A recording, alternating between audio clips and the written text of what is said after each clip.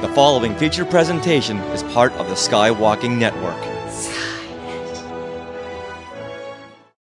This is what you can look forward to on episode D258 of Skywalking Through Neverland. Okay, everybody, let's take it from the top.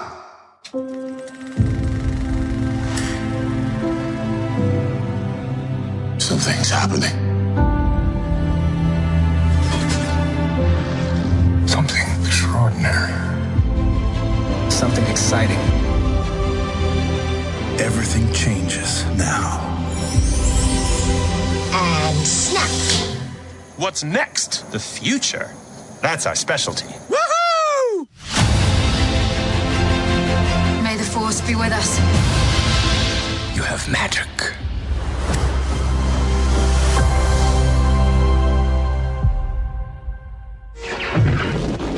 Are you ready? Off to Neverland. Here we go. A long time ago, in a galaxy far, far away. To all who come to this happy place, welcome. Disneyland is your land. When I first made Star Wars, everybody in Hollywood said, well, this is a movie Disney should have made. You're more than just fans. You're family. Best day ever! Secrets lab. It's about family, and that's what's so powerful about it. Hey. When you use a bird to write with, it's called tweeting. When we visit the world of Disney, we never grow old. It's a Peter Pan, Never Land that keeps us young in heart. This is Jedi Master Obi-Wan Kenobi, and you are skywalking through Neverland. I have a good feeling about this. Hey, Skywalkers! Are you done processing all the new information that just came out of D23 Expo last weekend? Well, if you need help, then sit back and buckle in, because we have recaps, breakdowns, and all the funness. That's the key word for today, funness. But first, we want to welcome you all to Skywalking Through Neverland. We are your podcast destination for the many decades of your Star Wars fandom and 3/4 of a century now of your Disney and Marvel fandom. That's right. Whoa. Yeah, we're going past 75 years. We're going on to 80 years of Marvel and Disney. Wow. And I put that in there because we met some people who were there since the beginning of Marvel and Disney fandom. I hope they're listening now. Me too. That nod was just for them. So they were like 90-year-old people at 90-year-old attendees at D23, and I was talking to them, and they were there since the very beginning. Oh my goodness. That's amazing. 3/4 of a century of fandom right there. Now, I am Richard Wolosky, but now everyone please say hello to the hardest working woman in podcasting. That's my sweetie wife, Sarah, who's been up day and night live tweeting, putting together some videos, recording this now. We've just been going and going and going. Oh, well, thank you. It's nice to be welcomed by the hardest working man in podcasting. Hell, stop it. Keep going. Well, I love you, sweetie. Keep going. And I also want to say that it's so fun to welcome all of you Skywalkers to our family of Skywalkers. And we want to give you a big Wookiee hug. We want to thank you for listening to the show every single week. And we also want to thank all of you who are on YouTube right now watching us live. Now, we are recording this from Long Beach, California on August the 27th, 2019. This episode of Skywalking Through Neverland is proudly sponsored by Small World Vacations. They are a diamond-level Disney vacation planner travel agency and can help you book your trip to Disney parks around the world. And best of all, their service is free of charge. So just head to smallworldvacations.com for a no-obligation price quote and tell them that Skywalking Through Neverland sent you. Who's using Small World Vacations when they're planning their Disney's Hollywood Studios trip this week, because Galaxy's Edge opens in 2 more days. It does. Two more days over there. And Small World Vacations is there right now, taking notes and taking names and making sure that they can book the best trip for you that possible. Yeah, if you're over there right now, go ahead, go find Sue. Yep. She's with Small World Vacations and say, hey, I'm a Skywalker too. Aw. Now, coming up on this episode, we're going to share so much of our experiences at D23 Expo. We have roundtables, we have recaps, we have interviews, and we have chanting monks. What? More on that later. All right, well, now that we've had a couple of days of rest and processing, let's go over our overall impressions. So, Okay. Richard. I would say that I love going to these conventions because this is our biggest chance to meet a lot of Skywalkers. We met Carol Cantwell. She came over to me after one of the panels and introduced herself, and Jonathan Heil came over, got a chance to meet them. Chris Marino, we always see because he's right here in Los Angeles. Love seeing him. Joey Pittman, we ran into for our roundtable recap. Steve from Australia. Don't know what Steve's last name is, but we have Steve. And we also have all of the Nostalgia fans because we went to the Nostalgia meetup, and there's several of you guys from Nostalgia who also listened to our show. So we were excited to see Nostalgia and Skywalkers. Now, if we're forgetting anyone, I'm really, really sorry. Yes. We should.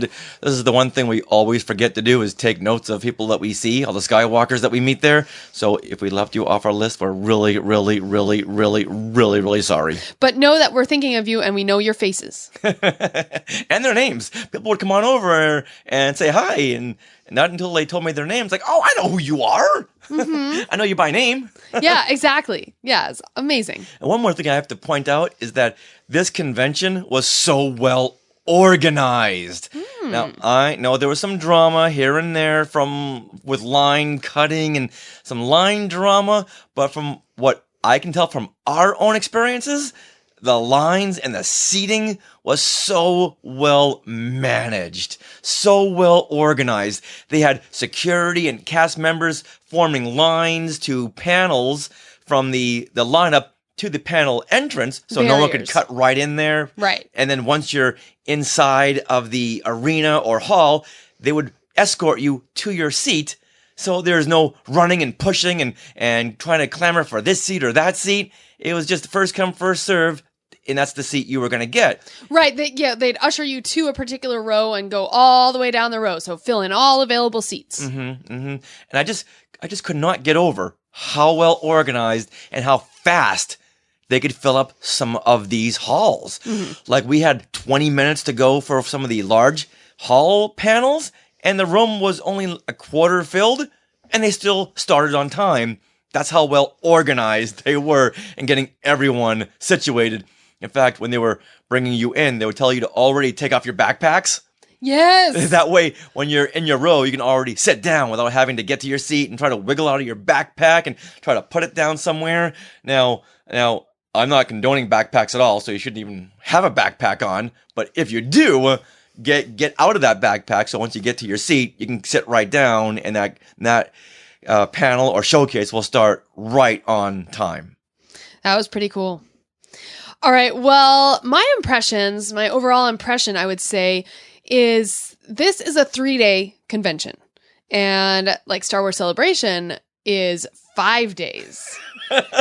And so going from that 5 days that was very spread out to 3 days at D23 Expo, I mean, each day just felt so dense with things to do. I mean, it was packed. You know, we had like 3-4 panels a day, and then we'd like get out on the show floor and take some video as much as we could. And then each panel I went to, I made sure to live tweet so that you guys could know what was going on. And like, would you like to go back to the days when you didn't have to do all that and you could just go and watch stuff?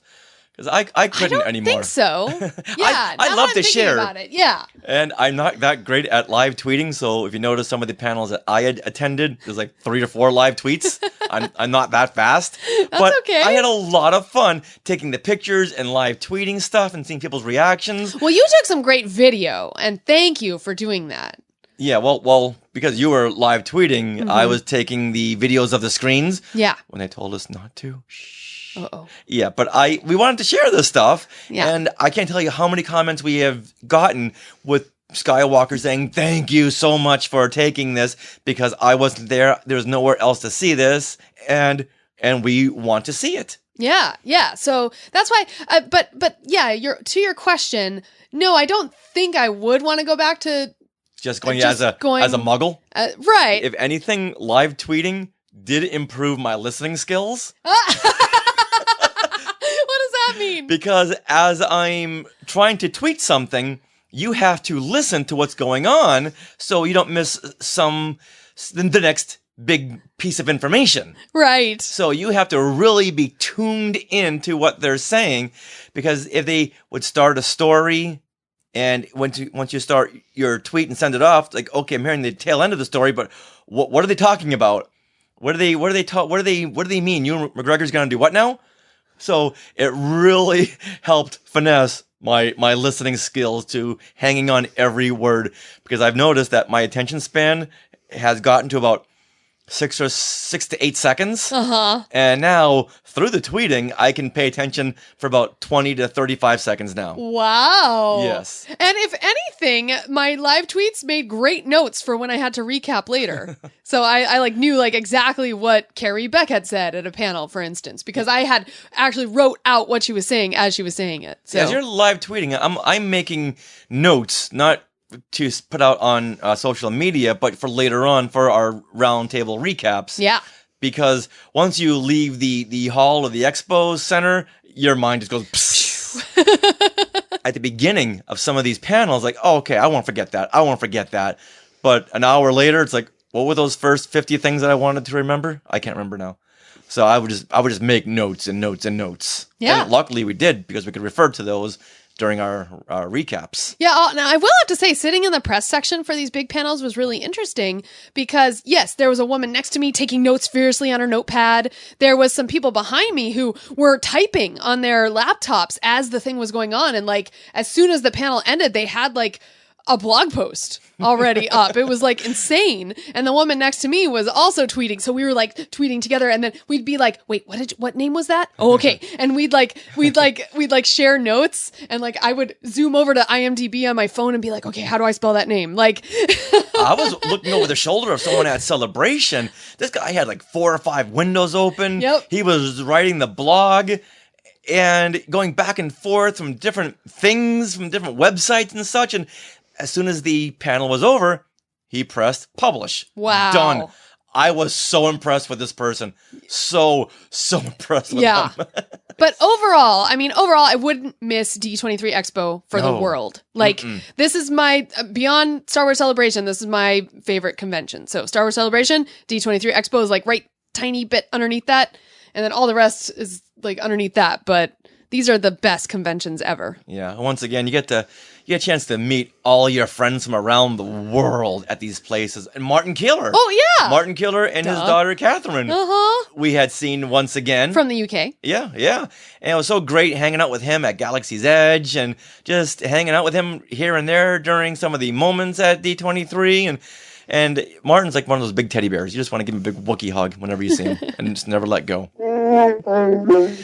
All right, now to actually see some of these exciting D23 Expo highlights, go over there to our YouTube channel, where we just posted 3 short videos. And this is from the Disney Parks panel.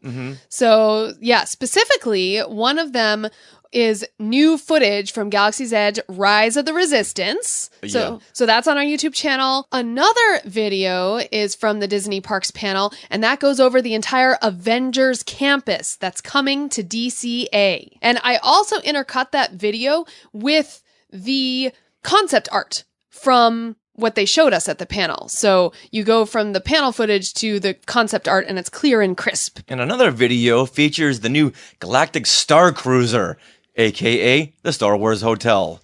Yeah. So much new information on that. And next week, for our recap part 2, we'll have more information on, I don't want to keep calling it the Star Wars Hotel, but I don't think people really know what Galactic Star Cruiser is just yet. Right. Because that almost sounds like a cruise ship, which is why I'm having a hard time calling it Galactic Star Cruiser. Exactly. You're on a big spaceship, but you're really in a hotel. Yeah.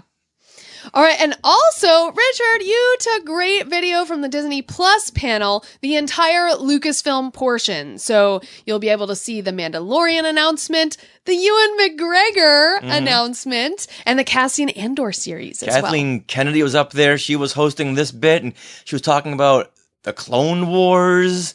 Yeah, then she brought up Diego Luna and Alan Tudyk from the new Cassian Andor series. On the YouTube channel, we have a playlist of D23 Expo 2019. So you'll be able to click on that playlist and see all those videos and more as we add them. Yeah, that's the videos we have as of today, Tuesday, but coming up in the week, we're going to have the best of the D23 cosplay and an overall highlight reel.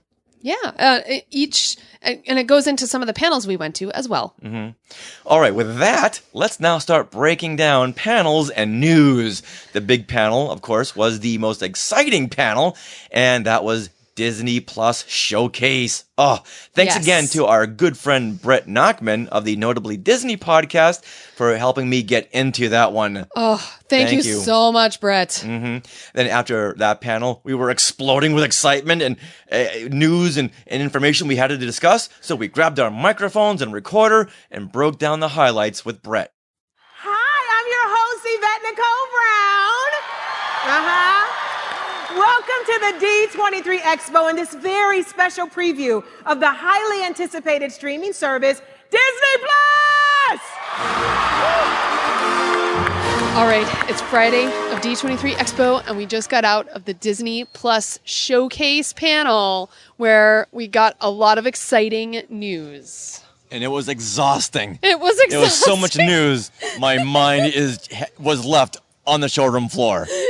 But we are here with Brett Nachman of Notably Disney Podcast. Hey, Brett. Hey, thanks for having me.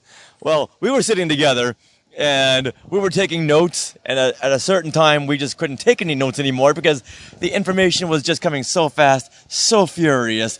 But from what you can remember, what was your highlight? Well, I think like everybody else, I had been hoping for Ewan McGregor to step on the stage and officially announce the new Obi-Wan series. Hey, you know what? They saved the best for last. And finally, the rumors were confirmed, and it is happening. And filming starts next year, which is super exciting. And Ewan McGregor got to say, so Kathleen, ask me, am I going to be playing Obi-Wan Kenobi? Because he's asked this thousands of times a day. Kathleen, can you ask me in front of all of these people, all of these witnesses, can you please ask me, am I going to play Obi-Wan Kenobi again? Ewan? Yes? Are you going to play Obi-Wan Kenobi again? Yes. And he finally got to say, yes. Yes. I was really hoping he was going to say, hello there. Oh, yes. Oh. But you know what? You can't have it all. No. And we were happy with what we got. And just the fact that they're bringing the prequels back. Yeah. The prequel Obi-Wan is just so exciting. So that was like the last, 2 minutes of the whole hour and 45-minute presentation? Right. Yeah, and they listed it on the whole Star Wars timeline. They have all the films and all the series listed so you can see where everything fits. And all of that will be available on Disney Plus within the first year. However, I don't think I saw a sign for the Star Wars Holiday Special, Richard. Yeah, that's when I walked out. You didn't walk out. Come on. We were right there. We were so close. We're making announcements. Just go ahead and say it. The Acmina Special, Lumpy and Sons. That'll be on Disney Plus. New service 5 years out. Don't get my hopes up. All right, so Sarah, what was your highlight? So, okay, I was going along. I was having fun listening to the new High School Musical series, The Series, and there was a whole bunch of Disney stuff. And then Kevin Feige took the stage, and all of a sudden, my excitement level went from 5 to 11.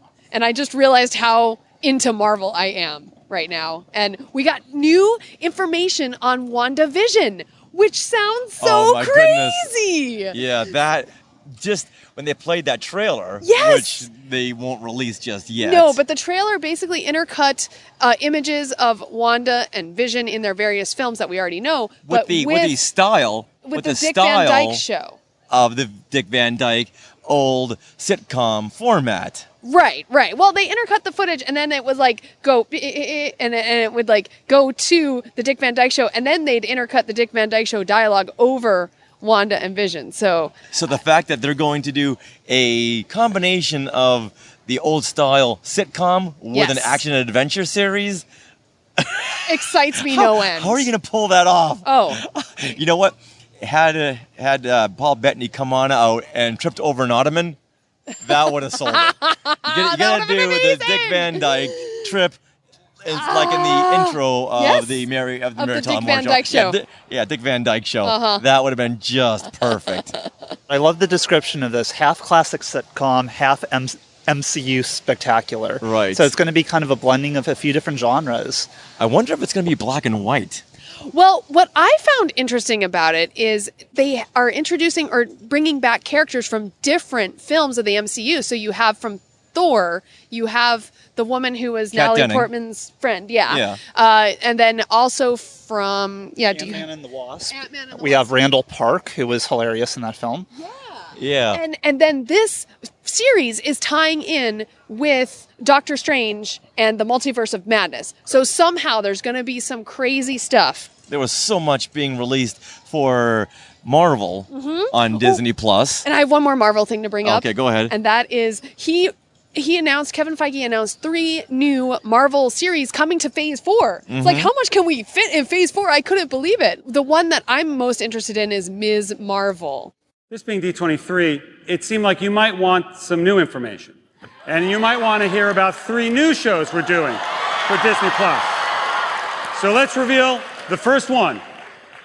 Miss Marvel, Camilla Khan, Muslim Pakistani teenager from Jersey City, is coming to the MCU. It is remarkably exciting for us. You will meet her in her Disney Plus series, and then you will see her in our films. Ms. Marvel was, it's on Marvel Rising, so I've seen her in her animated mode, and I have the doll, Ms. Marvel doll, but now she's going to be live action, and it's Kamala Khan, and I'm excited. I'm excited about this. I'm excited about She-Hulk. She-Hulk coming to Disney Plus.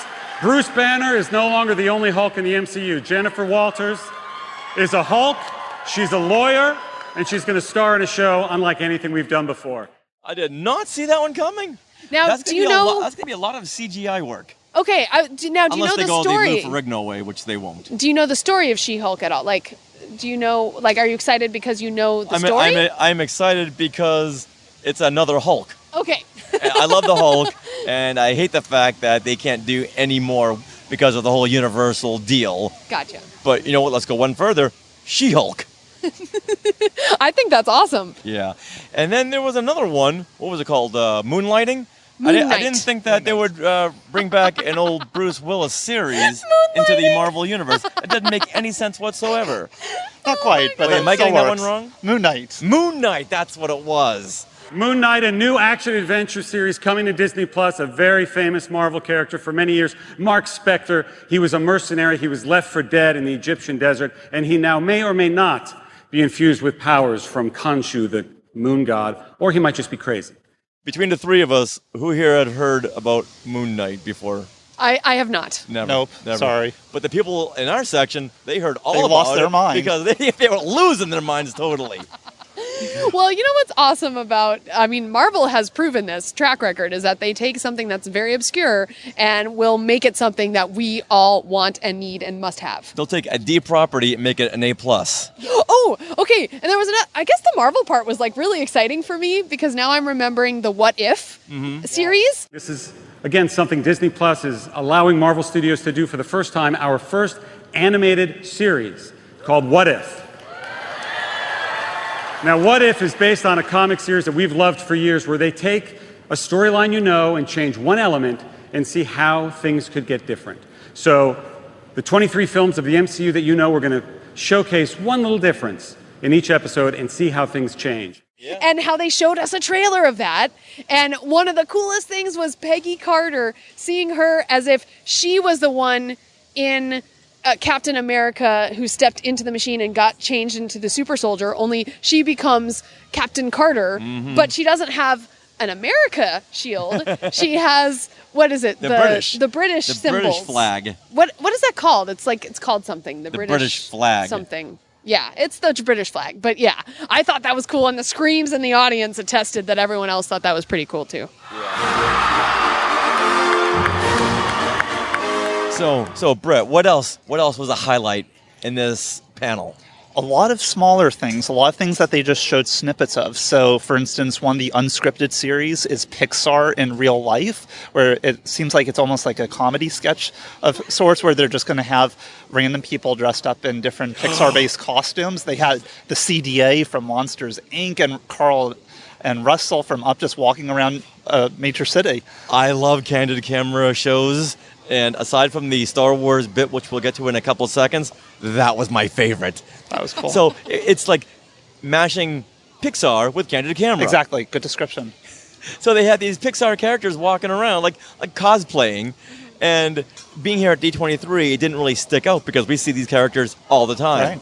But for the normal, everyday person in the middle of a small town anywhere, it's like, what? Is that the guy from Up? Is that Ed Asner? Yeah. What is this? And did Wally just roll out of a refrigerator box? Unbelievable. So yes, I cannot wait for that. Did we hear when that was going to be released? No, that's part of the unscripted content that will be presumably during year one. They also showed snippets of a new series by ABC News anchor Bob Woodruff, which they didn't even mention the name on the screen, but that's going to be a travel series that he's actually doing with his son. So they have a lot of things that are outside of the main like Marvel, Disney, Star Wars genre, but doing some like travel-based programming, some animal-themed programs. So it's really the wide spectrum. And also what I noticed is there's a lot of behind the scenes of some of the movies and films and TV series. So now this is like a move in a new direction. You know how we always buy, Blu-ray and DVD? DVDs for the behind the scenes Exactly. featurettes. Well, now you're just going to have to subscribe to Disney Plus because all the behind the scenes stuff is going to be right there. Oh, Disney, you did it again. Okay, now, Brett, I want to hear about you. You said you were really excited for Lizzie McGuire. Yes. I can't say that was the absolute highlight, but it was... He was losing his mind. Richard can attest to it. He was sitting next to me. Well, as a certain child of the early 2000s, that was a standard. And this is something that hasn't even been rumored, so it kind of came completely out of the blue. We had a few of those examples, and sure enough, they were teasing it like, who's going to be the new Lizzie McGuire? And they showed pictures of different random girls on screen, and we're thinking that, oh my gosh, are those all the rejects who didn't get the... That's what I was thinking. And then sure enough, they say, who can play it better than Hilary Duff? And sure enough, she comes on stage. So we don't know when that'll premiere, but that's certainly going to appeal to a certain fan base. Okay. Excellent. All right, now let's just get to the Star Wars section.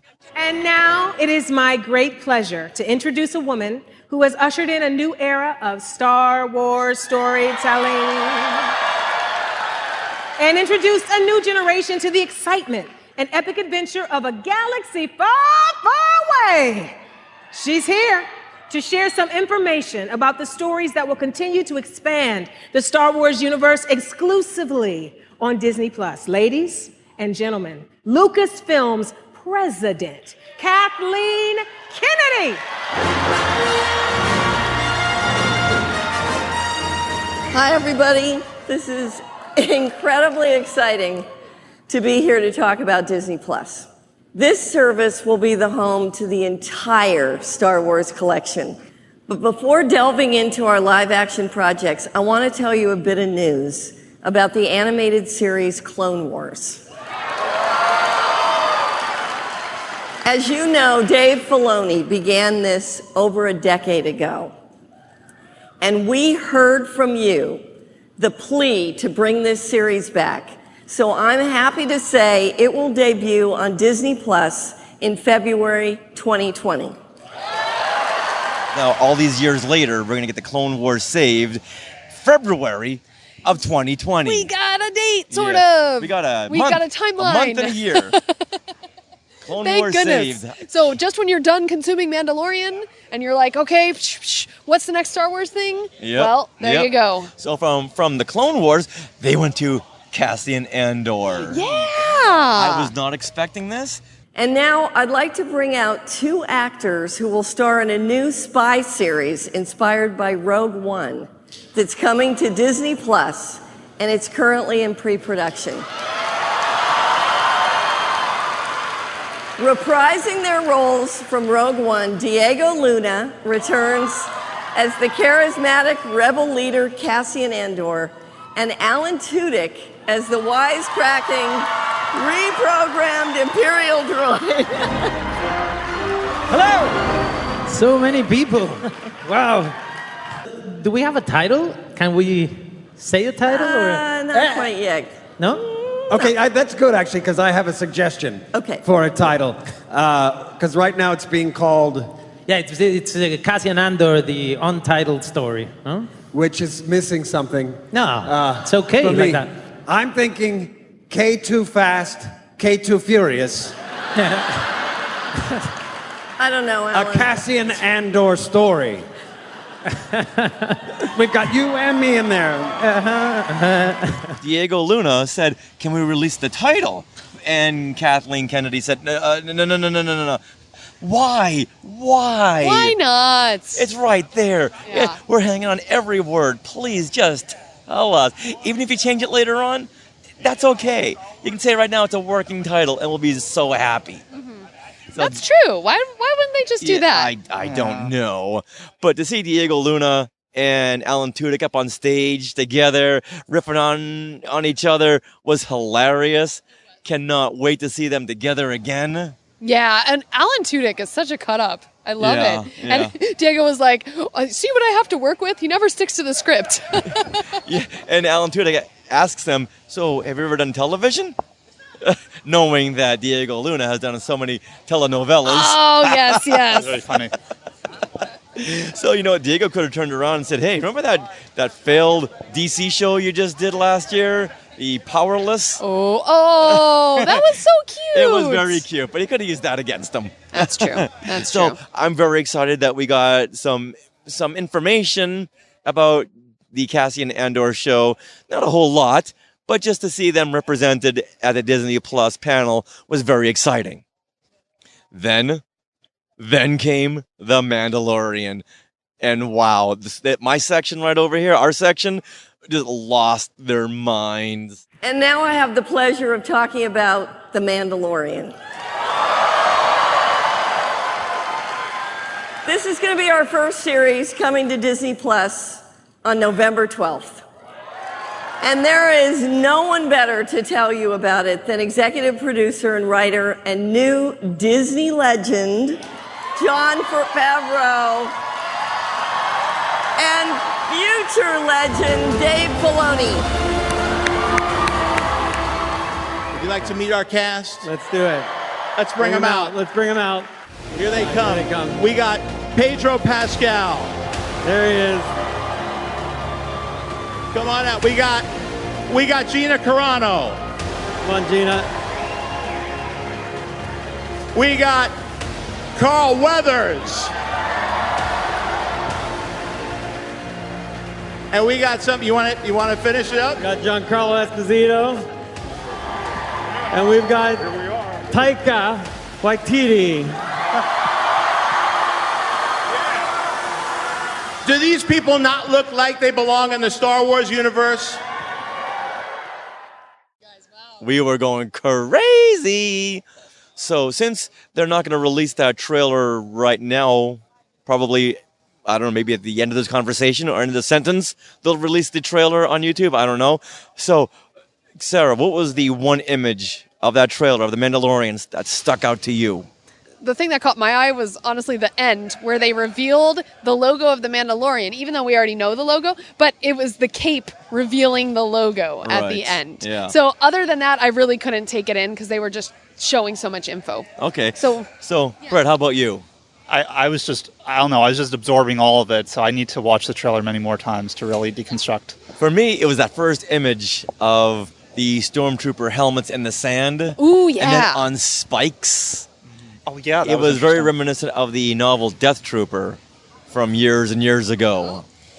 And just seeing that image, you're thinking, what happened?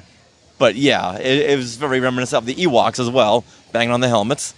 That's true. So buckets can be used for lots of things. This will be released on November the 12th. Yes. And I'm so glad it's going to be week by week instead of binging. Oh, is that what they said? Okay. They didn't say it here, but that's been released before. Yeah, I would think so. Okay. Okay, so anything else we want to talk about in terms of anything else? Okay, I'll go. Okay. Muppets Now. And I'm so happy they're bringing back the Muppets and finally doing something with the Muppets. Kermit and Fozzie and Miss Piggy have been in boxes for how long? Oh, and I know. Let's bring them out. So it's a mini-series. It's a series of shorts called Muppets Now. And did they go over the premise of this? No, they didn't. They couldn't reveal any details according to their legal team, who was represented in the form of a cute little Muppet. Yeah, so basically there was a teaser. So Kermit had a little weasel in a lawyer outfit. So whenever Kermit would say something like, in this trailer, the weasel will pop up and say, no, not a trailer, but a teaser. So you can't have anything that resembles a story, okay? Okay, but we'll do behind the scenes. And no, you can't say that either. So everything that Kermit said, he would just jump in and say, no, like lawyers do. Yeah, and they were standing clearly outside of a sound stage set. Yes. So, like, had you gone around the corner, you could have seen the set. But no, they weren't letting you do that. So we're getting Mandalorian, getting Clone Wars, we're getting Cassian Andor, we're getting so much Marvel. We're getting Obi-Wan. Getting Obi-Wan and Lizzie McGuire. Yes. Woo!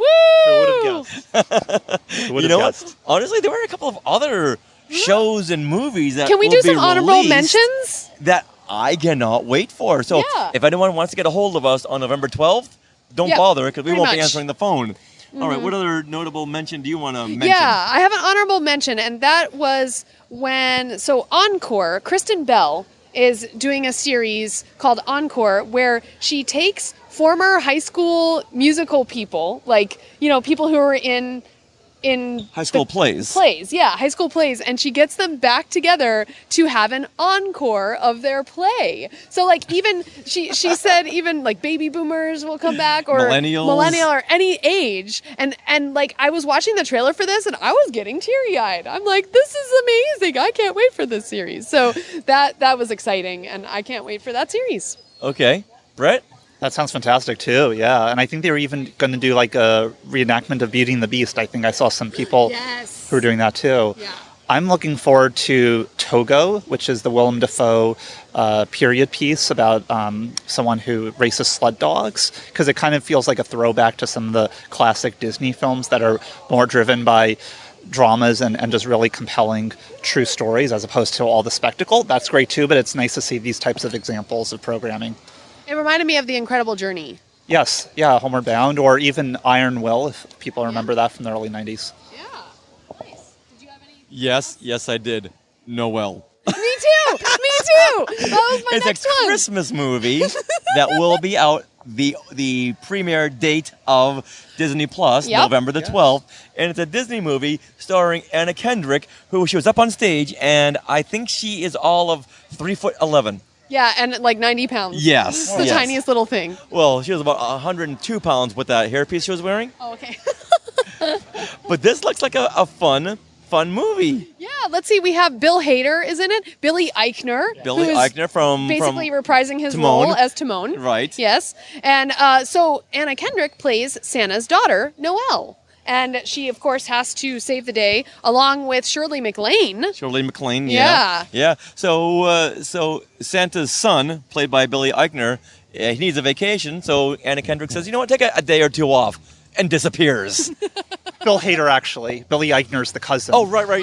Yeah. She tells Bill Hader to take a couple of days off, and he disappears. So she's gonna want and find him, because now everyone knows that she's the one who's gonna ruin Christmas, because Santa's replacement, the son, is gone. Mm-hmm. It looks very cute. It does, and very funny. They showed us a trailer as well. Yeah, she's very good. Yeah. She's very good at those little subtle movements. Mm-hmm. And the trailer looked hysterical when they first announced it. Like, hey, we're going to do a Christmas movie, Noel. It's like, come on, Mandalorian, come on. Well, we didn't want to wait anymore. And as they rolled the trailer, it's like, I'm into this. Yeah, absolutely. I can do this, sure. Yeah, and it kind of looks like a mix between Elf and one of your favorite comedy, like, The Christmas that almost wasn't. from like 1977. No, 1969. Wow. That's as old as you. I'm just kidding. You know what they say? We're classics. It's true. So lots of fantastic stuff coming to Disney Plus starting on November the 12th, 2019. So, Brett, before we wrap up, tell everyone where they can find your podcast. Yeah, so I host the Notably Disney podcast. It focuses on Disney music and books. So I interview authors, social media personalities, musicians, and other folks who are fans of these different types of products and are producers as well in terms of creating really good content. So we cover theme parks and films, but from the lens of books and music. Nice. And where can we find you on social media? Yeah, so you can find me on Twitter at Nachman Reports. So that's BNACHMAN Reports. And look for Notably Disney on iTunes or wherever you find podcasts. Excellent. Well, thank you for joining us today for Disney Plus. Thanks for having me. It was a great discussion.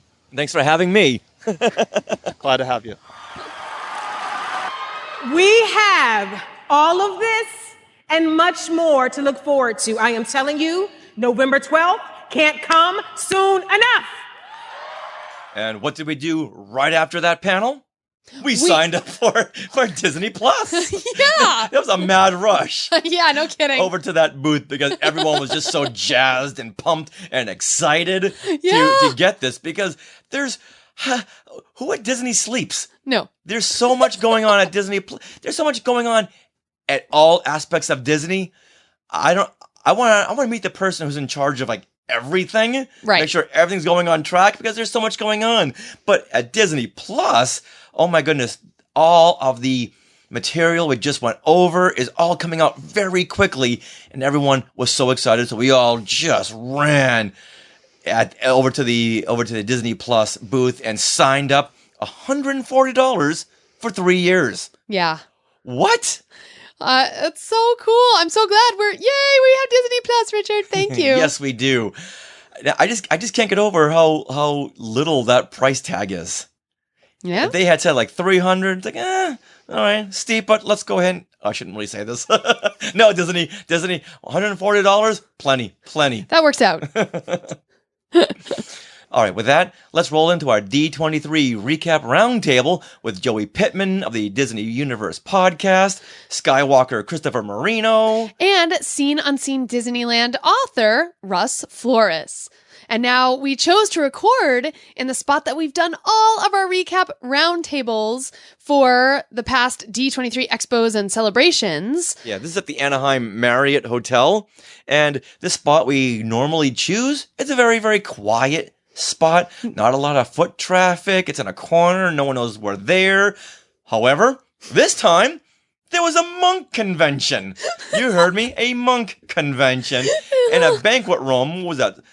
Salon 7? Yes, Platinum Salon 7. Exactly. And it was right next to us. And about midway through our recording, you're going to hear some chanting. Yes, and there was incense burning down the hall too, so it smelled really nice. I guess the monks brought their kids, and because they were playing down the hallway too, and they were pumped up on Cheetos. Oh. Yeah. So. Oh, I still have some Cheetos. Did you still? Did you just steal a bag of Cheetos from the monks? No, I didn't. You're a Cheeto stealer.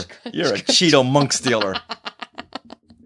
All right, and one more thing we have to mention. Okay. We recorded this after 3 nonstop days of getting up at what?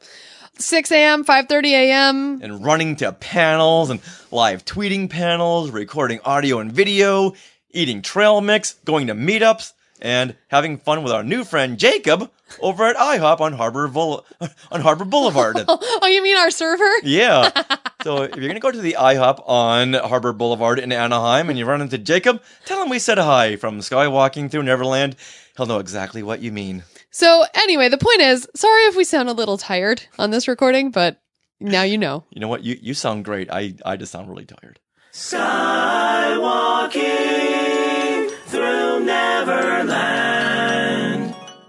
Sarah, here we are back where we once recorded our celebration wrap-up in 2015. 2015. And now we're What year is it now? It's Sunday night. at the end of D23 Expo. I've got no idea what time, what date, what month. I don't know what. I've lost all track of time. It's 2019, which means it's 4 years later. Do you know what it's time for right now? What? Our D23 Expo wrap-up. Yay! And this time, we have our good friend Joey Pittman from the Disney Universe podcast. Hey, Joey. Hey, everybody. And we have our good friend Chris Marino. Hello, everyone. So, how much information is just oozing out of your head right now? A lot. I will say, though, 2015 was the first time I met you two.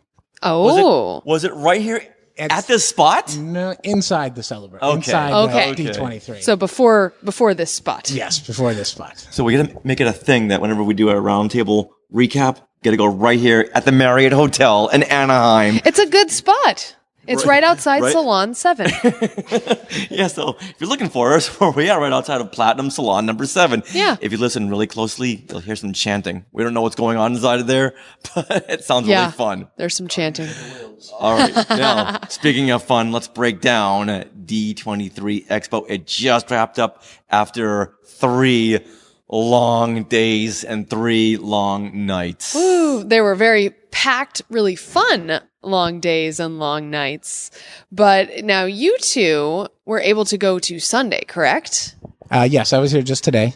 Yeah, me too. I was too slow to get the 3-day pass and all the other ones. So, but that's okay. Were you guys following the news, though? Yes. Okay. All right. So, following the news where?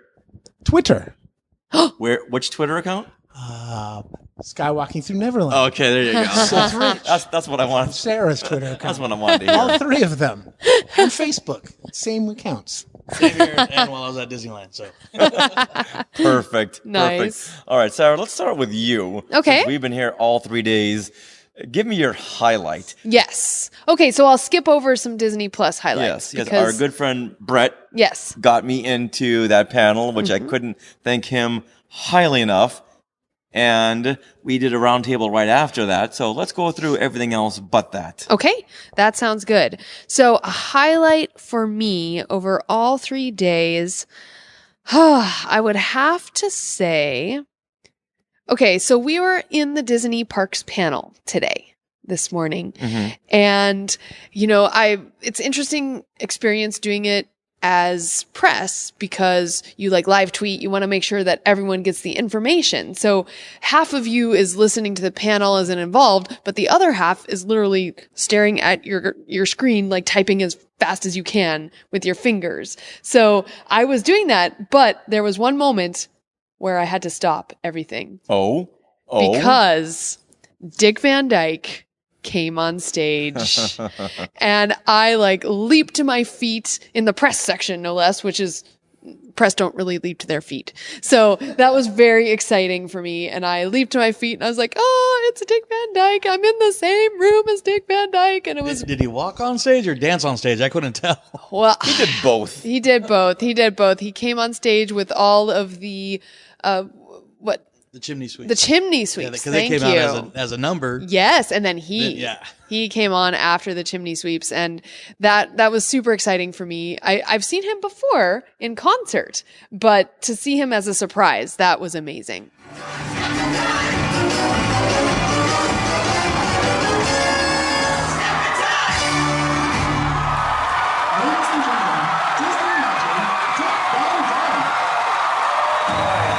Dick, it's so great to have you here. Thank you. I wouldn't be anywhere else right now. Oh, we wouldn't let you be anywhere else. Dick, we all love Mary Poppins, 65 years. Why do you think it continues to mean so much to so many people? Did you just say 65 years? What am I doing here? Well, the story, of course, Poppins was great. The music the guys wrote, I'll never forget. And the dance numbers. But I think what made it was Uncle Walt. Walt just had I always said Walt Disney was a creative genius who looked at the world through a child's eyes. And that's what affected him. He'd come on the set every day and try to bring out the child in us. That sense of wonder and everything. And it all worked. I guess that's the magic. And I'd do it all over again right now. Well, certainly Walt is at the center of Disney DNA, and I have to say, Dick, that you're at the center of Disney DNA as well. And on behalf of all the fans here, I want to thank you for bringing joy to generations of our fans and families. If you go into our Facebook group, and I even posted it with our Facebook page, you'll see that video I recorded with Dick Van Dyke and the standing roar of applause that he got. It was amazing. Yes, it was fantastic. It was the only time I took my phone out to take a picture. And then I sent it to some people. Oh, and it's funny nice. is I literally just watched Mary Poppins Returns like 3 days ago. Oh, fun, where he appears as well. Yes, I know. So I guess we should say the reason he was on stage was because they were announcing Epcot, a whole new kind of reimagining of Epcot. And within this, in World Showcase, the UK Pavilion, they are adding a Mary Poppins ride where at least, and then the UK Pavilion is going to be changed so that you'll be able to walk through Cherry Tree Lane. And I'm very excited about this. Yeah, that's super cool. And I hope they have, because they mentioned they had Admiral Boom's house. So I hope there actually is Admiral Boom on the, on the top with it. I forget his first mate's name, but right. Then, obviously blowing off the cannon. And I just want to see everything, all the houses either shaking or, I believe his first mate's name is Ka. Yeah. Kaboom. You know what? They didn't really mention any details, but that would be awesome if all of those houses shook when he blew the cannon. Yeah. Wow. That would be fantastic. Amazing. Always got to be 5 minutes early. Okay. Yes, absolutely. Very nice. So that was a highlight for me. I hope there's an animatronic Mary Poppins somehow, maybe, I don't know, floating up and down, or maybe inside the house you're supposed to be able to go through. You know how Tinkerbell goes back and forth during the fireworks show? Maybe Mary Poppins can go back and forth. Mm-hmm. That would be awesome. That would be cool. Very, very awesome. All right. I would say, for me, hearing about all of the Galaxy's Edge, not so much news, but behind the scenes. There was a panel, Galaxy's Edge, the sounds and music of Galaxy's Edge, which there's so much sounds. Whenever we go through, we always hear something in the bushes. We hear droids, fighters flying overhead, and I've always wanted to know where do those sounds come from, who mixed those sounds, where those voices come from. And they pretty much went through all of the making of Galaxy's Edge in terms of sounds in that panel. They had said there was 2,900 sound files for Galaxy's Edge. So, at some point there's going to be some kind of like a sound effects playlist for Galaxy's Edge. Oh, that would be great. Yeah. And at the very end of the panel, they gave away this Spirit Chip card that had a playlist from Oga's Cantina. What it is, it's kind of like what a CD or an LP would be in the Star Wars universe. Yeah, so it's like little this metal chip. Yeah, a little metal chip. You take it out of its little sleeve, and on the backside is a QR code where you get the code and you'll be able to download those tracks.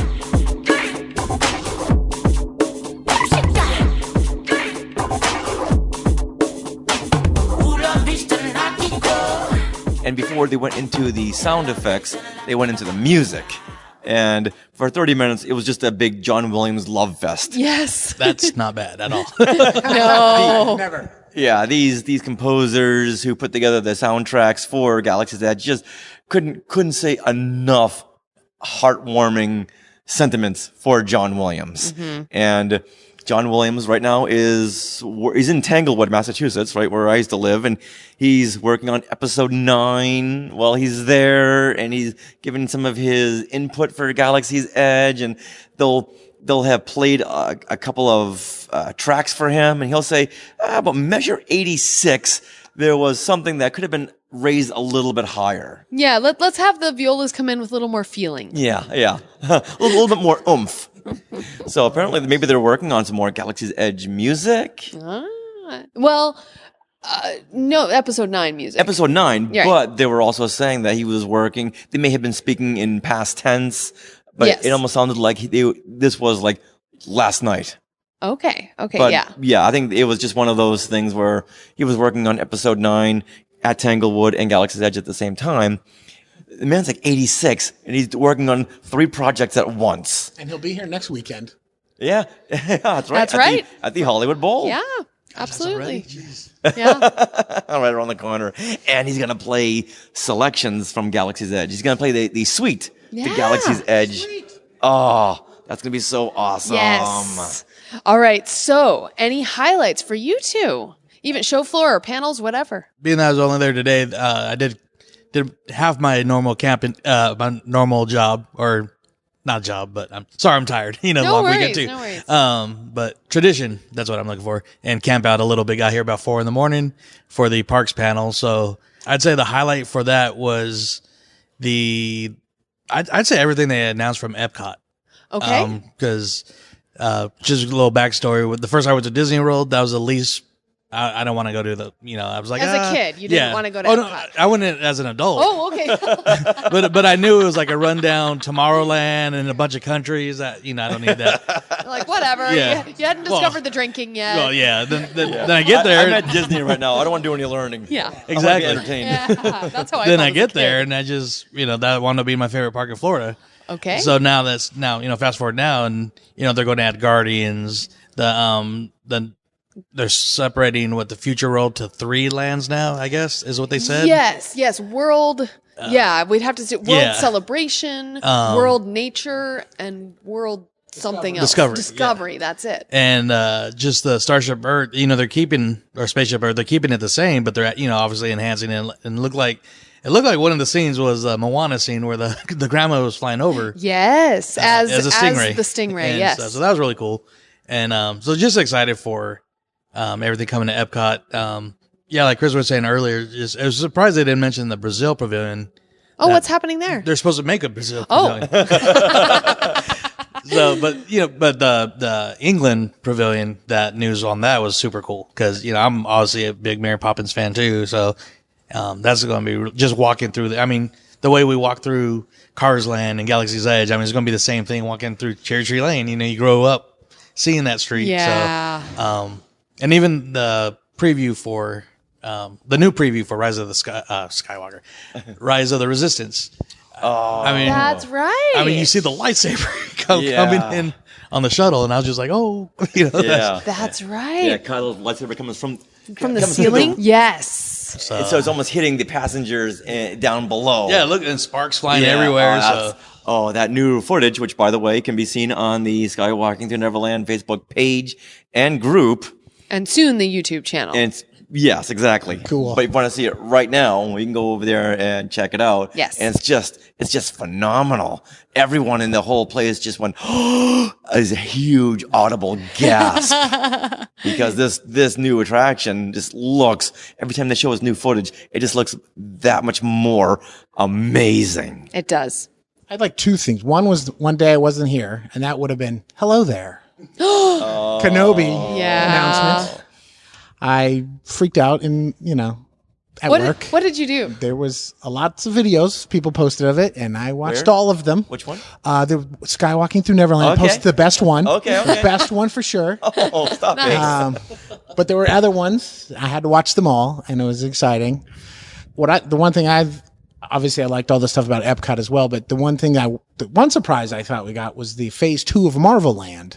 Yes. And the slight description of the new ride coming almost felt like it was a mixture of Smuggler's Run and Rise of the Resistance. Mm-hmm. Like you're going to fly a Quinjet. Yeah. And where are they going to put this? It's going right. If you saw the one building, the big Avengers building, it's going right behind it. Okay. Yeah, which is right now it's just backstage stuff. Okay. There's nothing there. It's just backstage. So it's kind of it's sandwiched between the previous Tower of Terror? Yeah, it'll be behind Mission Breakout and the new Marvel Land. Basically, it's right now it's just backstage area that's back there. I'm looking forward to that. And Avengers Campus is going to be phenomenal. We're creating immersive superhero lands at Disneyland Paris and Disney California Adventure that will be unlike any other. Now, they're actual campuses set up by the Avengers to recruit the next generation of superheroes. So these campuses are going to be linked together in a global story, which you're going to hear about shortly. But first, let's take a look at a few of the amazing experiences that will put you right in the middle of the Avengers universe. starting with the first ever Spider-Man themed attraction at a Disney park.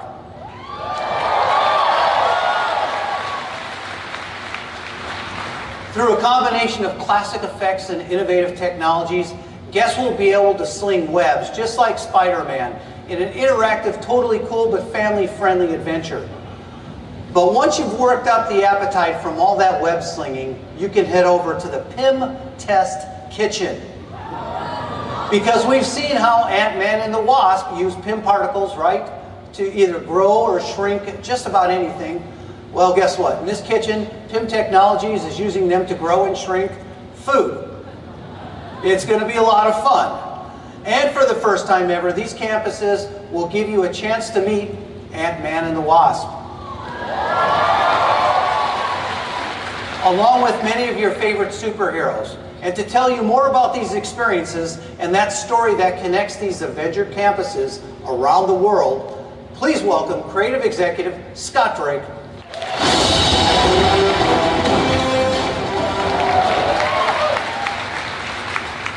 Our first key address is the Worldwide Engineering Brigade. It's a little bit of a mouthful, so the kids just call it WEB for short. WEB is an organization where young genius inventors have gathered to create technologies that can give everyday people superpowers. It's a brand new organization our Imaginarian team has developed, partnering closely with the creators behind the comics and the films to introduce WEB into this epic universe. As you can tell by the name, WEB will be home to our incredible Spider-Man experience. It just so happens that Peter Parker is one of the many aspiring inventors at WEB, and you'll get to experience some of the cool new tech that he and his friends are working on.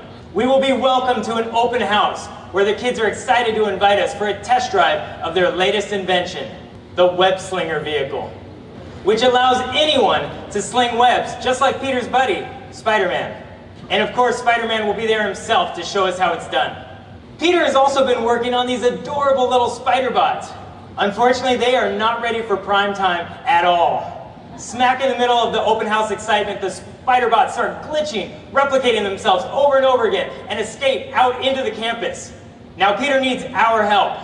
Our test drive of the Webslinger Vehicle instead turns into a real mission where we must work alongside Spider-Man to web up all these bots. A lot of excitement ensues, I guarantee it. And Spider-Man isn't the only hero you'll encounter on campus. Those of you interested in the mystic arts can learn from the Sorcerer Supreme himself, Dr. Strange, and explore the ruins of a mysterious California sanctum. Around the campus, you'll encounter Black Widow, Star-Lord, Gamora, Groot, and visiting from Wakanda, Black Panther, and the Dora Milaje. Thor will also be visiting from Asgard, and keep an eye out, because you never know when his nefarious brother Loki will show up. Okay. Wherever the Avengers go, trouble tends to follow, so you can expect to see plenty of exciting action. And as these heroes assemble from across time and space, you'll also be able to meet the one who started it all. That's right, Iron Man. We know that this universe is all about these incredible characters, and we're going to bring them to life in extraordinary ways and put you right in the middle of the action. The funny thing I thought is, I mean, they had the concept art, and you see Spider-Man with the kids working on the projects. It's like, I'm used to Peter Parker working, being the gear. Yeah. So it's just kind of funny they had Spider-Man. I get it, but no, the ride seems really cool. Oh, I love it. And there's a couple of buildings that when we had talked to the production designers yesterday, that we said, hey, what's in this building? Can't tell you. There was like 2 buildings that they did not go over in the panels that were there in the that land. were in the land that they didn't, that still is under wraps. Well, you know what? I think one of them is food, and I think one of them is merchandise. Oh, I'm sure you're right. As long as we can get a Howard the Duck meet and greet, I'm good. I'm good. And speaking of Howard the Duck, look who just joined us. It's Russell Flores. Hey, Skywalkers. Hey. Seen Unseen author Russell Flores. Hey, Russ. We're going over the parks panel from today. Did you see that? No, you were stuck at your booth. I'm a vendor. I was stuck at the booth the whole time. Well, okay, so for you, we'd love to know any highlights of this D23 Expo. And it doesn't have to be panels related. It can be just something cool that happened by your booth. So for us, we were dead center in the Emporium. And because of that, all the traffic was crossing back and forth in front of us. So we got to see every Imagineer, every Disney personality that came into that area passed by our booth. And we got to see a lot of amazing people this weekend. A lot of amazing cosplayers passed by our booth. As Joey's maybe already has talked about. Nope, he hasn't. Okay. We haven't gone there yet. So, but we got to see all sorts of amazing people. I posted a whole bunch of pictures of different people that we got to see this weekend. Was there any one standout for you? Joe Rody.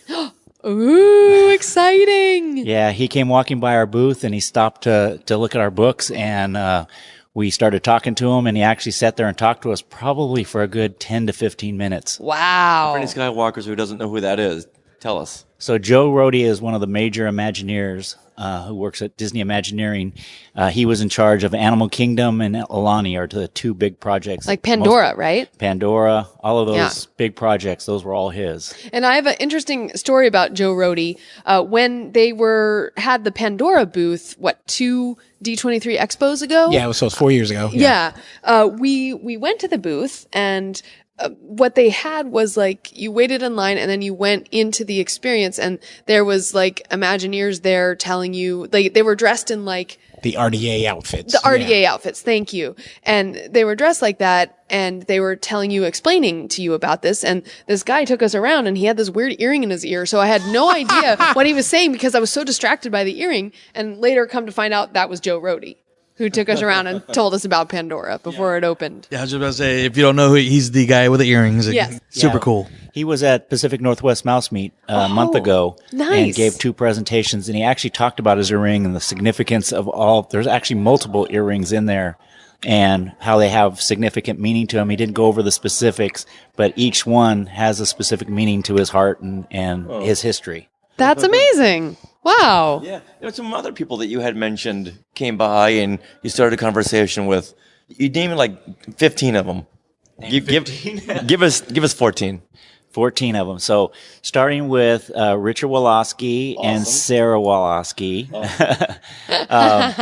We saw some other people. We got to see Bob Gurr.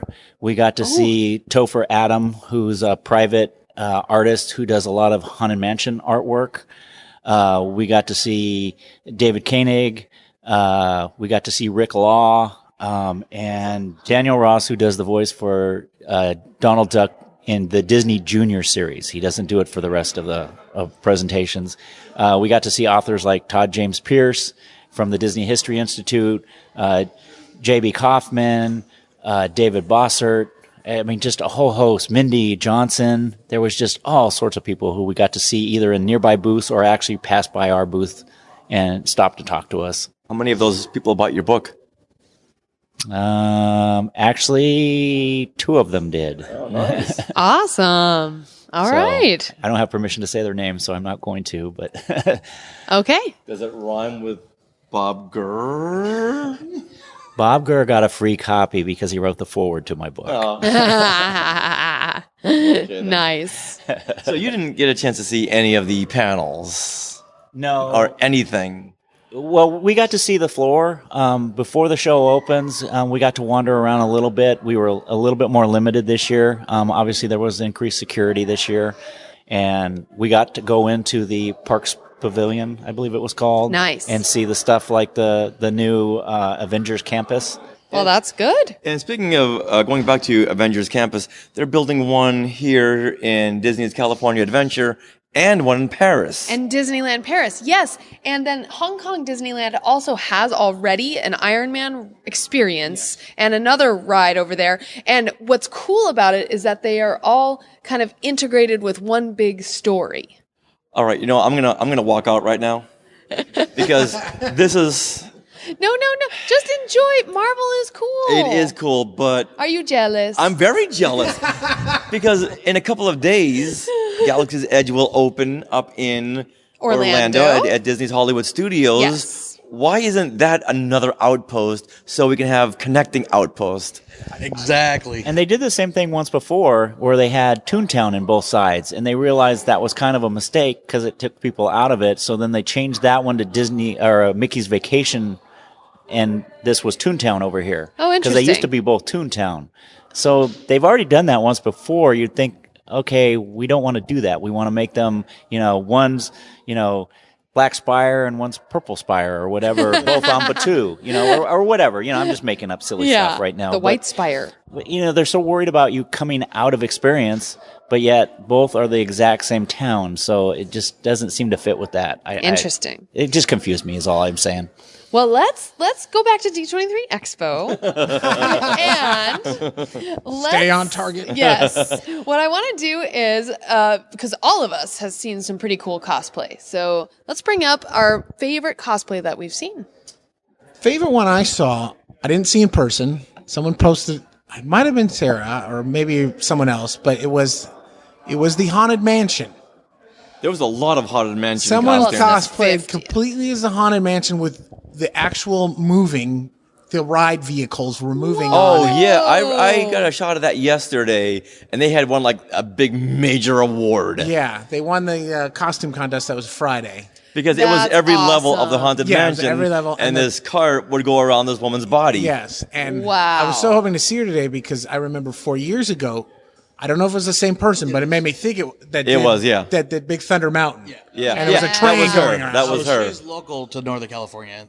Oh, so nice. She's been in a lot of I've run into her as a Matterhorn, Big Thunder Mountain, and her kids. Like one time she went with her family. I think she's like Teresa Custom Creations or something like that. Okay. But her entire family went as to Disneyland as Princess and the Frog. And she was like Mama Odie. Her son was Louis the Crocodile. Her husband was, everybody. The whole family's great. This week we'll be putting out a video of all the best cosplay on our YouTube channel. So go there and we're going to have that video incorporated into that montage. I'm trying to remember it. I know Russ has seen a lot. Oh. So the one that I liked the best was the princesses that were walking around, and then they would walk up and they would all curtsy at the same time and pull a string and pull their skirts up, and they turned into teacups and then would all start spinning. That was amazing. You took mine. Oh, I thought that was cool. I saw a video of that. I guess they were in the costume, the masquerade. Yes. And I saw the video of them doing that, that was awesome. on the stage. So I thought that was amazing.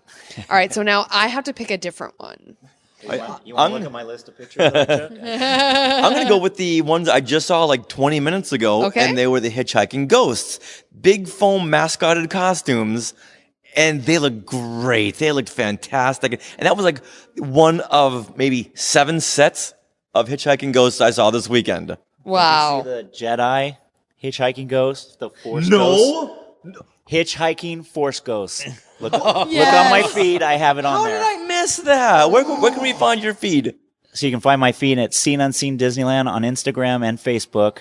And they were standing there across from our booth, and I thought they were really cool looking, but it didn't click. And I walked up and said, "Hey, can I have a picture?" And they said yes. And then they stood together and took the pose. And did the hitchhiking. And I about fainted. I'm like, oh my God. And so at first I called them, Hitchhiking Jedi. And then someone corrected me and said, no, it's Hitchhiking Force Ghosts. Makes sense. Sarah, Absolutely. let me get my phone. I want to go through my messages. Nope, I don't see anything from Russ saying, "Rich, get over here right away." Nothing. I don't see any message here from Russ. Well, okay, so I'm going to move on to mine then. Okay. And this is a guy who dressed all in bronze, a bronze suit. He bronzed his face, he bronzed his hair, and he took along with him a bronze Mickey, and he's recreating the statue in the middle of Disneyland with Walt and Mickey. That's perfect. That was awesome, yeah. That's a great concept. Yeah. Russ is showing us pictures of the Hitchhiking Force Ghosts. Oh, that's perfect. Yeah, they're kind of bluish costumes, and yeah, when they pose together, they all do the hitchhiking symbol, and it's perfect. There was a couple of other Haunted Mansion cosplays where it was the bride. Yeah. The one that had a beating heart, and she had yellow contact lenses. That was neat. Oh, she scared me, yeah. The best I saw, I would say over the weekend. So I think This was actually one of their feeds, but it was Disney princesses as grandmas. As grandmas? Yeah, it was hilarious. And they had like 2 of them were walkers, one was in a wheelchair. Then there's there's like about 6 or 7 of them.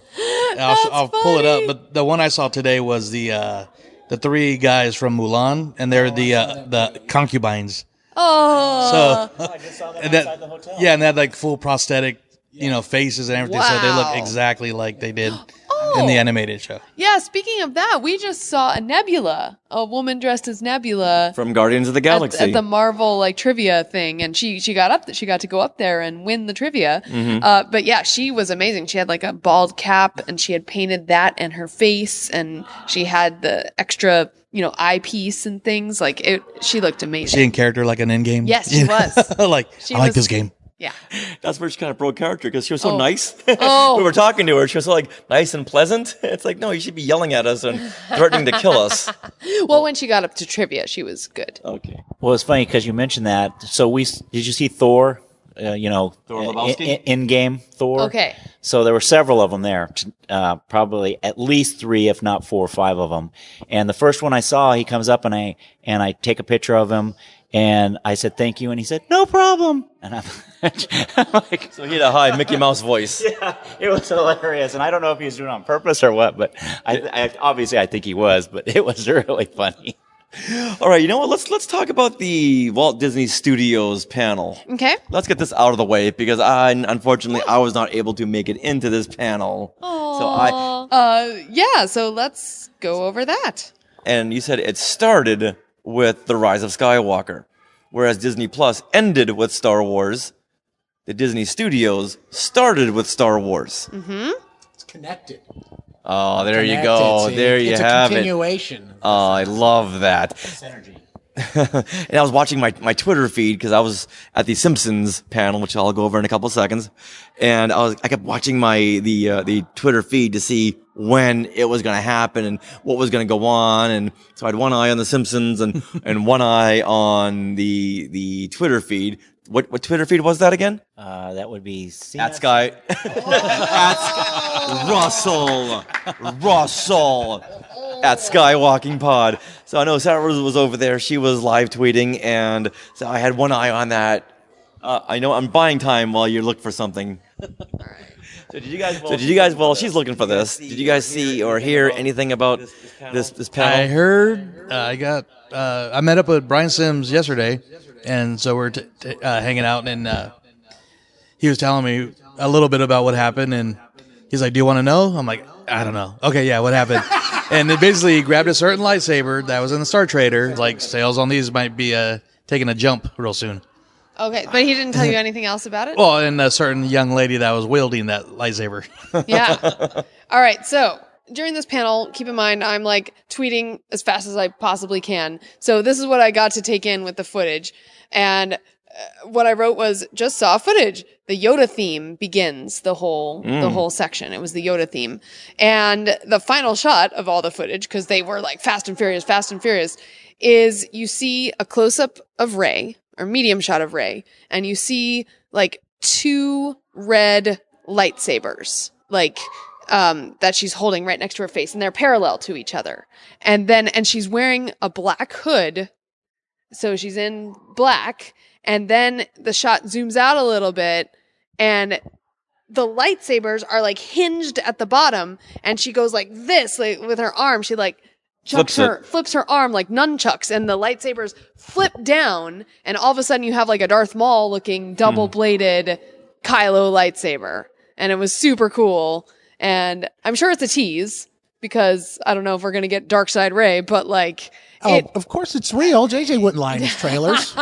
They should just rename this movie The Rise of Fan Service. Yeah. But she has a fighting gaze and a black cloak, is what I wrote. So okay. That's what I saw.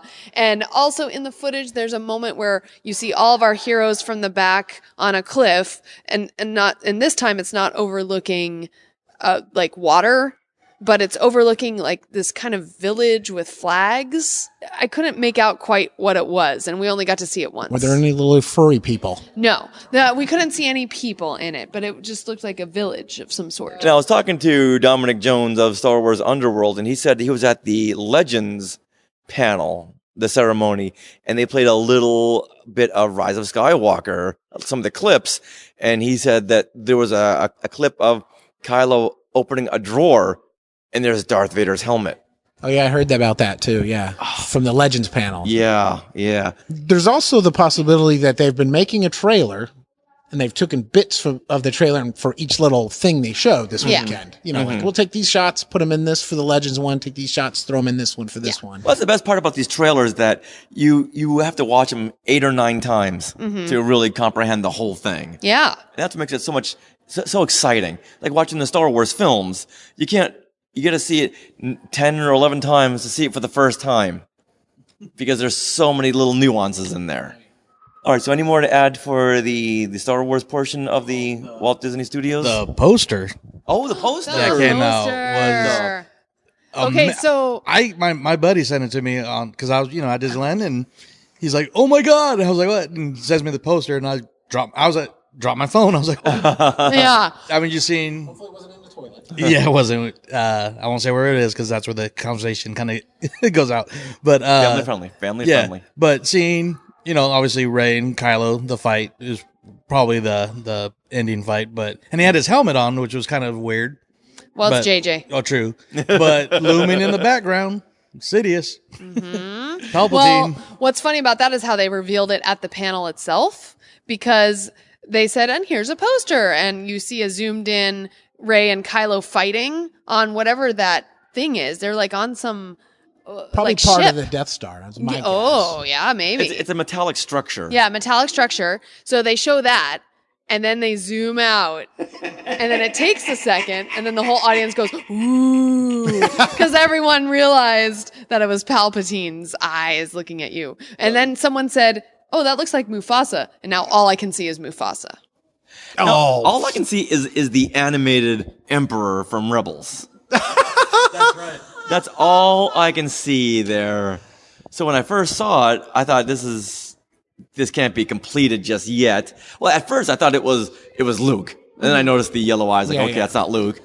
And so I'm not the only one who thought this looked like an animated Emperor. Now that you said that, it actually does look exactly like that. Okay. And if you notice, look at the positioning of Rey and Kylo. Who has got the high ground? Is it Kylo? It's Kylo. It is Kylo, okay. Is this like a theatrical poster, or is this one of those D23 only posters like they did for Force Awakens? They did not say it was D23 only. Oh, okay. Yeah. Remember at The Force Awakens, they gave a bunch of posters that was D23 specific. Only, yeah. Right. They didn't obviously photos of that went everywhere as well. But now, these days, one movie can have like 15 posters. That's very true. Yes, so true. I'm sure there'll be the typical blah, blah, blah, everyone poster. Right, yeah, the face posters. Yeah. And then the teaser poster. There's already the logo poster, and then there'll be the poster A, and then poster B, and poster C. Oh, they gotta sell these things. I've already seen the parody poster with, instead of Palpatine, it's Jar Jar. Awesome. All right, there's one more thing about the Rise of Skywalker section. Keri Russell was there. Oh. And so she's talking about her character, and she got to say that she had an amazing costume, and she wouldn't take her helmet off for the first 2 days. So she was very excited, and we got to see another shot of her costume, like from the front, and it looks really super cool. Sweet. Keri says that her character is a criminal and an old friend of Poe's, and she said that with much innuendo, which means an old flame, I'm thinking. Oh, wow. Yeah. It is Poe. It is Poe. Exactly. So I thought that was a fun twist, and I hope we get to see them banter. Yeah, we saw a little bit of her costume at Celebration. It looked so much like Zam Wessel. Did it still look like Zam Wessel?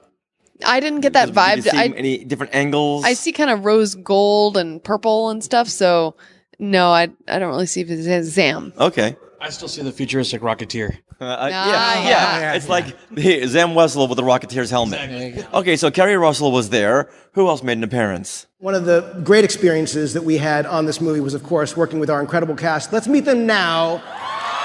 Daisy Ridley, John Boyega, Oscar Isaac, Kelly Marie Tran, Yono Sutamo, Naomi Aki, Keri Russell, Anthony Daniels, and Billy D. Williams. Hey! What's up? She was screwed over. And BB-8, R2-D2, and Dio. Hello, D23. What's going on? And JJ was there. Wow. Yeah. Man. And they got to say like a sentence each, you know. Yeah. Well, that's the D23. I mean, Yes. they just bring them out. Yeah. All right. I've just been handed this note. Yes. Russell's got to leave. Oh, okay. He's ruining the party. Unfortunately, we're still breaking down at the expo, so my partners are over there working while I'm sitting here. So I need to go back. I Okay. apologize. All right, Russ. Well, thank you, Russell. Well, thanks for coming by. Take care of yourself. Thank you for having me. Russell Flores, Seen Unseen Disneyland. All right. So now, did the moderator ask each one of the actors, so what was it like working on this film? Because Yes. if they ask that question one more time. They definitely asked Anthony Daniels that. Yeah.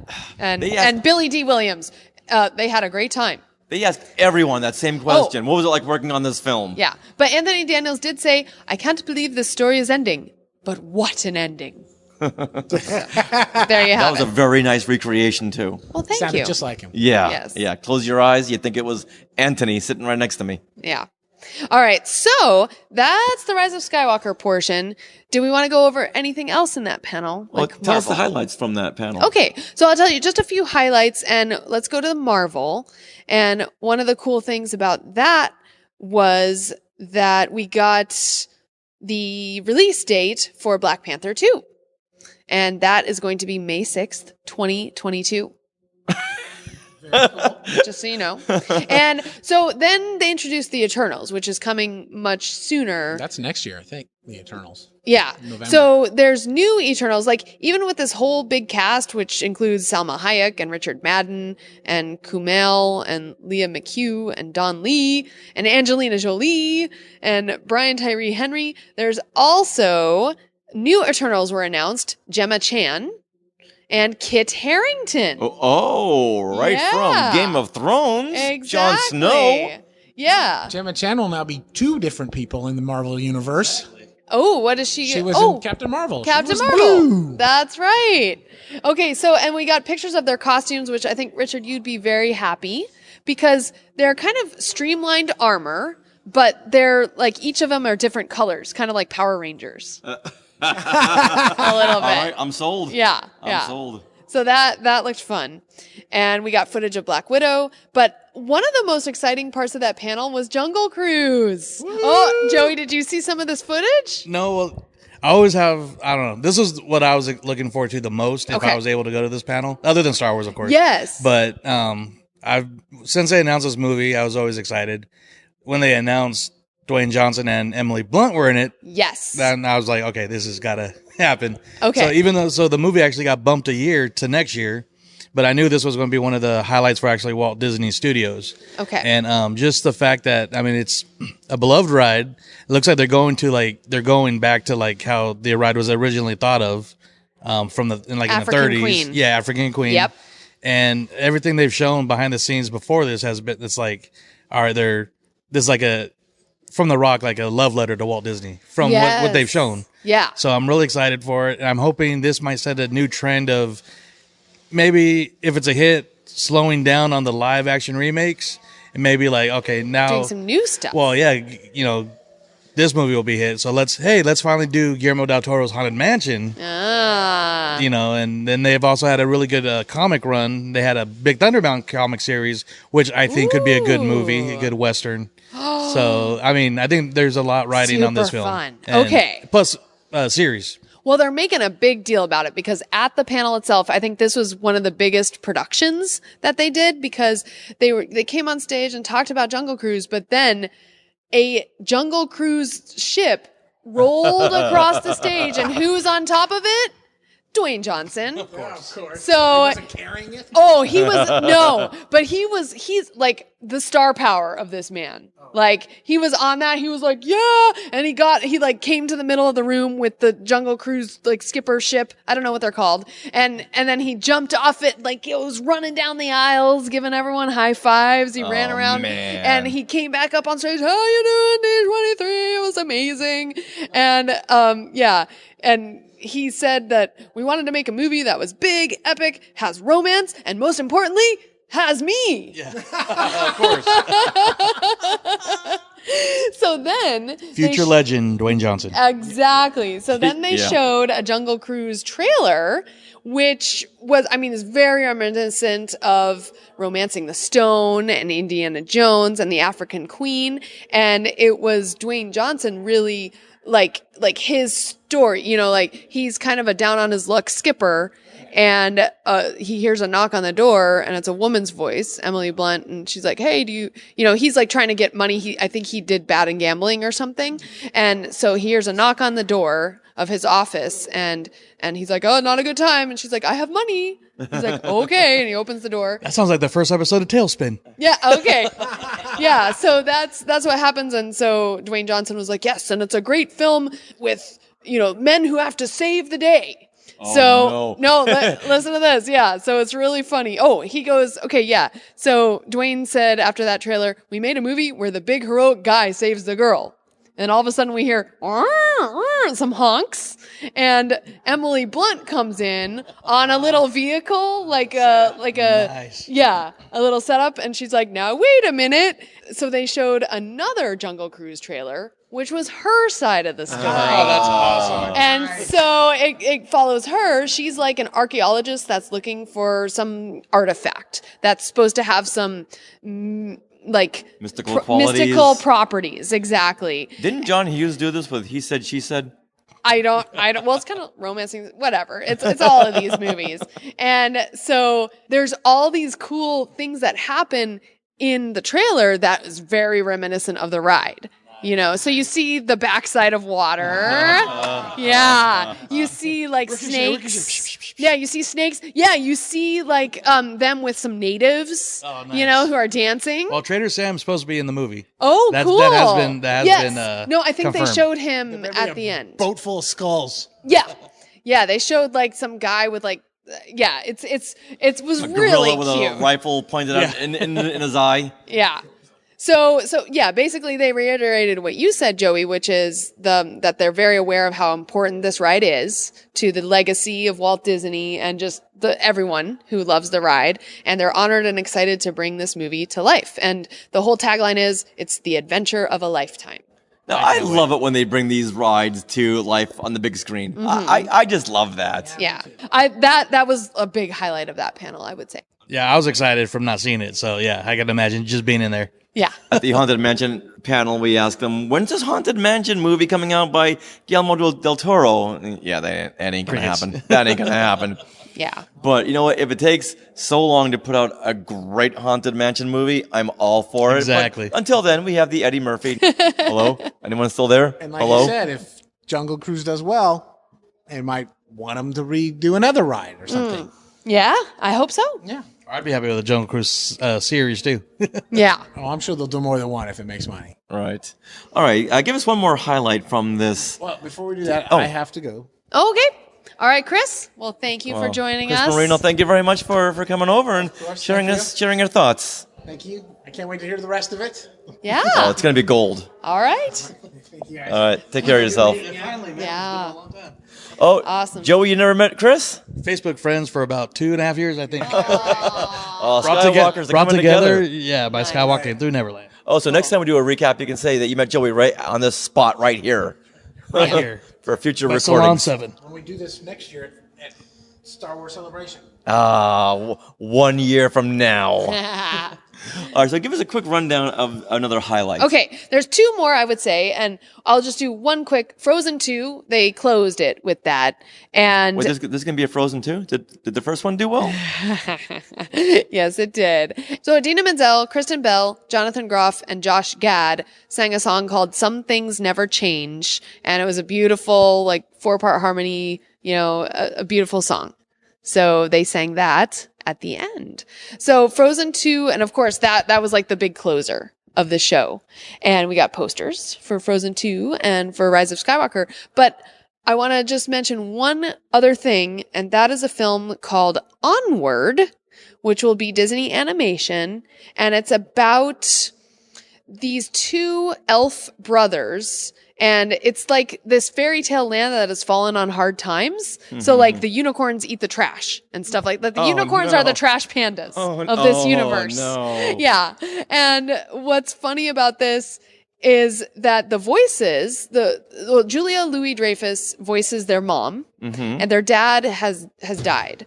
But the two brothers, one is Chris Pratt.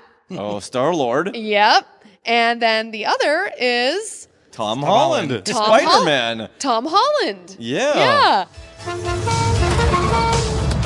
Come, dear brother, our destiny awaits. Okay, I'm coming. I see you've brought sustenance for our adventure. No, it's garbage for the trash can, and you left the lid off. Oh, shoot! Get out of here! Shoot! Get out!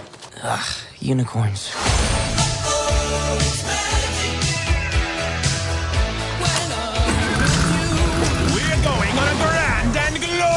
Quest. It's not a quest. It's just a really fast and strange errand. It's totally a quest. So they both came on stage.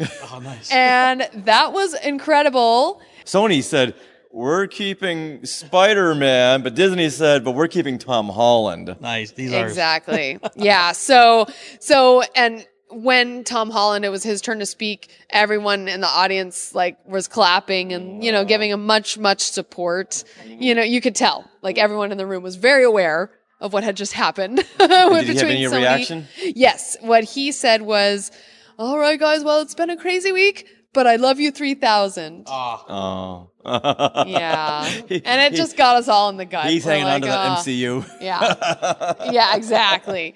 So yeah, he's feeling it. But what Did they can give you us do? a release date for this? It'll be March 2020. Look at my tweets. All that info nice. in there. Okay. All right. Good deal. So lots to look forward to. Mm-hmm. Now, while you were over there, I was at the Simpsons panel. Woo! And I was kind of upset that I couldn't get to the Disney Studios panel, but I had the Simpsons to fall back. Not a bad panel to fall back on. Welcome to the stage, Disney's newest princess, the voice of Lisa Simpson, Yardley Smith. And it was so much fun. I love seeing the voice actors do the voices of their characters because it's so surreal seeing Nancy Cartwright go from Bart Simpson all the way to... I'm Bart Simpson. Where am I? I got mouse ears on now, apparently. That's right, you do. As your sister, Lisa Simpson, I'm here to tell you to please behave. Gee whiz, can't take that guy anywhere. When I do Bart Simpson, I'm wide open in my face. When I do Nelson Muntz, I get a little angry. It never gets old. growing up, you never see the behind the scenes of the Simpsons. Exactly. So it's just like, whoa. And even though you're watching on screen, it's like I'm hearing Bart's voice and I'm looking at Nancy Cartwright, but my mind can't put the two together. And Yardley Smith, who plays Lisa Simpson, she was the moderator, did a very good job. And Matt Groening was there, and a couple of the showrunners, Al Jean was there, and they were talking about the new season of The Simpsons. They're going to have a Thanksgiving horror special, which is very exciting because usually they just have the Halloween of horror, but now they're going to have a Thanksgiving horror episode. And that's going to be really, really fun. They gave us some sneak previews of that. No clips of that. Just they were talking about how much fun it was going to be. And at the very end of the panel, they did a Q&A with the audience. Yeah. But by the time I was getting out of my seat, the line was 100 people long. 3 miles long, yeah. And everyone who asked a question got an original sketch by Matt Groening. Oh. He was one of Bart Simpson, of Homer Simpson, of all the Simpson characters. Wow. There were some Disney characters in there. Yeah, and I'll put, and I caught up with some of these people who asked a question and got a sketch, and I'll put it up on our Facebook page sometime this week. It was so amazing, and I'm kicking myself for not getting up there fast enough. That's awesome. Yeah, and they went behind the scenes with the Simpsons and telling some stories, some fun stories, favorite episodes. So I'm glad I got a chance to see that. Nice. And they gave everyone a stick with a Bart Simpson mask with Mickey ears. That is so cute. I love that mask. In fact, they began the panel with a montage of all the times the Simpsons slandered and put down Disney. Oh, there's a lot of those.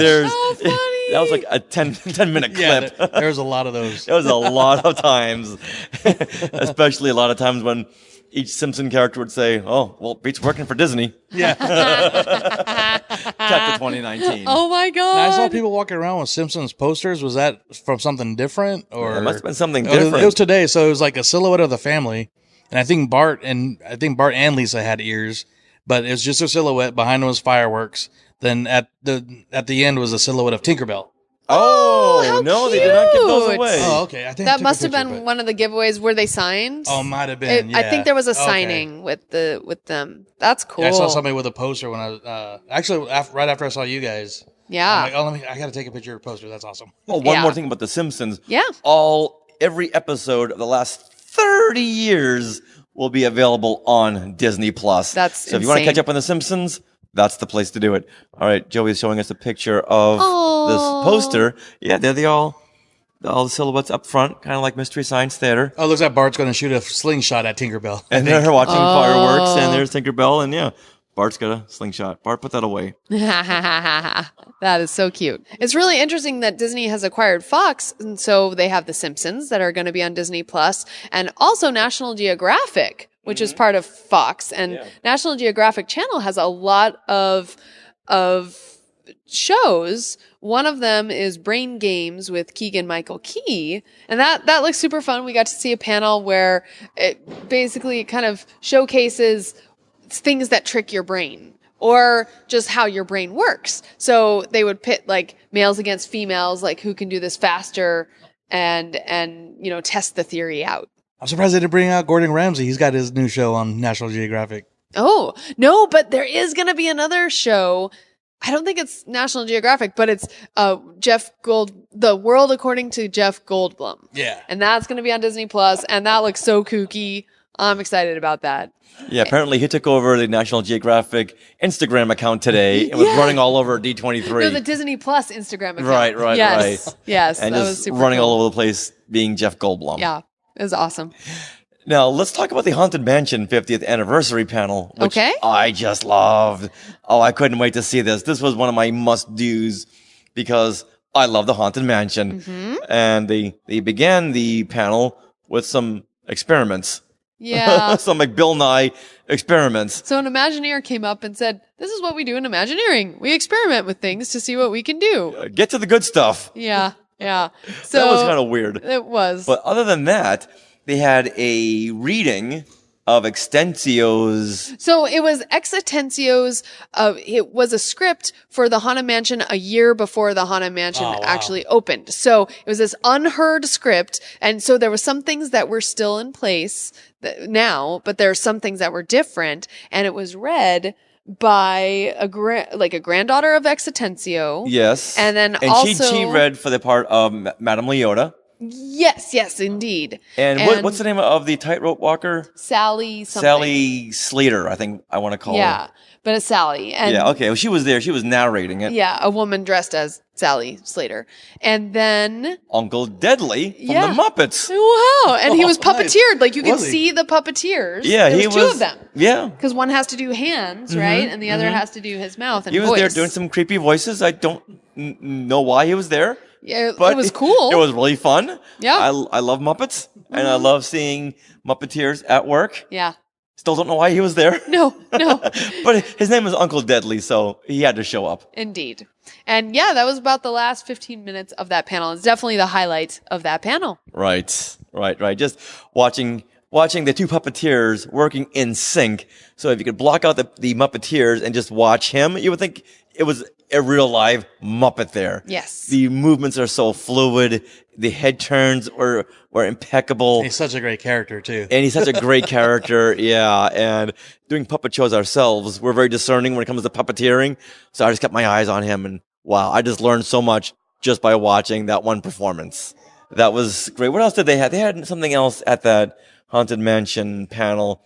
They had two artists who were creating art. Oh, right. While the panel was going on, and those are going to be auctioned off. Right. For charity. Right. So that was really cool.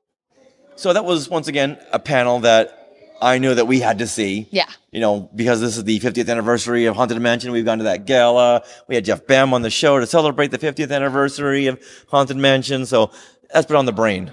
Yes. All right. So I have to tell one more panel that we were going to see. That was Marvel Comics' 80th anniversary celebration. Wait, did we see that? I don't recall seeing that one. So that was Saturday evening, and I'm like, we got to get in line for the arena. Let's get in line for the Marvel Comics 80th anniversary. So here's me, Sarah, Eric Walker, Mace Tuwani, and Eric's co-host on his show, All for Sci-Fi, who's a big comic book fan. Yeah. So we were all very excited to see this. Yeah. So we were like, okay, and we're getting in, we're walking in, they lead us up to the balcony, and we sit down and we look at the stage, and it's like an Aladdin set. Why is there an Aladdin set up there? And we're going, what's going on with this? New comic. And then I look at my schedule, and I'm like, oh, the Marvel 80th was at stage 28, which is on the third floor, and A Musical Journey of Aladdin is where we're sitting right now. And it's 5:30 with time of the panel that starts, so there was no way we were making the Marvel's 80th. So we watched A Musical Journey of Aladdin. That was this the live action Aladdin or the original? Well, A Musical Journey of Aladdin went through the 92 film and also the Broadway stage production. Oh, okay. Also the musical spectacular at DCA.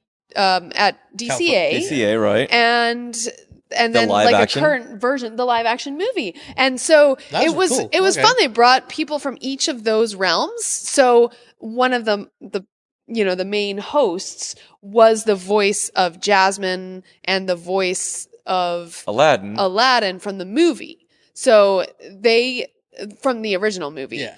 And so they came out and they were the speaking voices, but Brad Kane came, who is the singing voice of Aladdin, and sang some beautiful things. And then a surprise in that panel, and there was a bunch of other songs as well, but a surprise in that panel was Mina Masood, who is Aladdin from the film right now, came out and sang as well. So it was really cool, and I enjoyed it a lot. Yeah, it was a lot of fun looking at the behind-the-scenes footage of that. Yeah, that's right. We got to see some footage of the voice actors recording way back in the day. Oh, yeah. And so they showed us behind the scenes of the two singing voices singing A Whole New World. Yes. Oh, that was touching. So Brad Kane was a senior in high school when he got this role for Aladdin, and they showed the footage. And I can't imagine being a senior in high school and having this film being such. I mean, this is such a legendary film. Like, how does that go on your shoulders as a kid? Yeah, I've seen him he was at an event in Sacramento a couple of years ago and kind of told that story. He's like, he actually went out for the speaking, and they're like, no. Yes. And then the guy that played Aladdin, the voice, they're like, hey, can you sing? Yeah, I can sing. Then they sang. They're like, yeah, no, you can't. So that's what they called up Brad Kane. And then I could have. Yeah, he's cool. It was amazing. So we didn't see Marvel, but we saw Aladdin. Yes. So if anybody knows where I can get the Marvel Comics YouTube, like the 80th we'd love to see anniversary. That. Yes. I'm sure as of tomorrow, everything will be dumped up on YouTube. There you go. All right, now let's wrap things up with the last panel that we had seen today on Sunday. The aspiring women of Galaxy's Edge. So on this panel, we had Carrie Beck, who is with the Lucasfilm Story Group. We had Catherine Powell, who is the president of the Disney Parks Western region. She was moderating, basically. Chris Thieler is the vice president of Disneyland Park. We had Robin Reardon, who is an Imagineering, and she was she's worked at Imagineering for 30 years. And Margaret Kerrison, who worked very closely with the story group of Lucasfilm, but she's also an Imagineer. And she knows everything about the story of Galaxy's Edge. And then we also had Anisha Deshmain, who was working on the Disney Parks Play app. So the datapad. She was like in charge of the datapad experience. And so it's cool to hear some behind the scenes stories. Ashley Eckstein came out and introduced the panel. Yes. You'd think that she would be the one to moderate this panel. You'd think, but she was very busy. I think she had a signing right after that down at Box Lunch. Okay. Yeah. So this was an interesting panel. We heard a lot of the same information we've heard, and how exciting it was to work on it, and a dream come true, and how immersive it was. And every once in a while they would refer to Scott Trowbridge, who was sitting right in front of us. Yes, he was sitting right there. Yeah, the lead Imagineer on this whole Galaxy's Edge experience. They went through the times when they would go themselves and see people dressed up in costumes, how much fun it was for them to see that, and how creative it has made others in their own experiences and their own endeavors. Right. I wish they had mentioned our videos. No, yeah, because it's funny. Anisha, who worked on the datapad, her favorite Easter egg in the land is Oga's blaster fight with her Wookiee lover. So all the blaster marks that are across from Oga's cantina. All right, now there's some controversy here. Okay. Because what she explained and what was explained in the Black Spire Outpost book are two totally different scenarios. Oh. And we got our information for our video on YouTube, Who is Oga? We got that information from the Black Spire book. Okay. And you would think that it would all be one story, but I guess if you ask someone a story about this drama that went on, you're going to hear different points of view from different people. There's always a little continuity. Yeah. Let's just go with that everyone's got their own point of view to a story. But there was one hot tip we learned at this panel. And that is, if you use your datapad inside the cantina, you may unlock something related to DJ Rex's memory, like maybe his previous past life. Oh, on Star Tours. That'd be cool. That's good. Yeah. I liked how Catherine Powell referred to Galaxy's Edge as a big playground. Yes. Because that harkens back to George Lucas. And George Lucas and his playground and his sandbox, and how we're all invited to come and play. That's what we can do at Galaxy's Edge. And we've been there a ton of times playing around. Once I finally hit that data pad, I'm like, oh, yeah, this is like a big playground. And yeah, it is. You can play with the characters. We played with Vi Marati a certain amount of times. And you can play with the stormtroopers, and little kids are playing with Rey and Chewie. And there's games going on there. I think one of the best interactions is some guy's like, Chewie, I want a hug. And he turns around and he's like, rah, like, no. The guy's like, come on, please, no. And he's like shaking no. Points at his shirt. He's got Darth Vader on his shirt. Then he grabs his arm like he's going to yank it off. Yeah, and Margaret Kerrison did mention that their whole goal was that Galaxy's Edge inspires you to be your own hero. Rather than embody a character that you love, be your own character and hero. Yeah, and just keep the story going. Yeah. Your own story. Yeah. So fantastic. Fantastic panel. Fantastic way to wrap things up. Yeah. Other than our recording right now. Absolutely. Oh, that's so meta. Yeah, it is. All right, Joey. So before we sign off here, tell everyone about your podcast and where we can find you. You can find us on Spotify, Apple, SoundCloud, Stitcher. What do they search for? Disney Universe Podcast. And we're interactive on Instagram mostly, but we do Facebook and Twitter too, but most of our interactions on Instagram. And Nice. so we're taking a little bit of break, and we're kind of restructuring a few things, but we'll be back real soon. Well, I mean, we're not off. I just took an extra week off, but getting ready for Ryan had his family over, and so it came here. Ryan's and your co-host? Co-host, yeah. So the shy guy that was at the tiki bar at Celebration. Okay. Well, now with all this new information to go over, we should expect you to come back sometime soon. Oh yeah, well, I'll be a couple of weeks. I'll be kind of recapping this trip, but you can always find me at the Skywalking group too, and Fangirls Gone Rogue group. Excellent. On Facebook. You are an awesome admin. Yes. Perfect. Thank you very much. I love being a part of the family. Aww. All right. So Joey. with that, let's all say Neverland on Alderaan. Now, Till the spire. we have to get some sleep. Nice.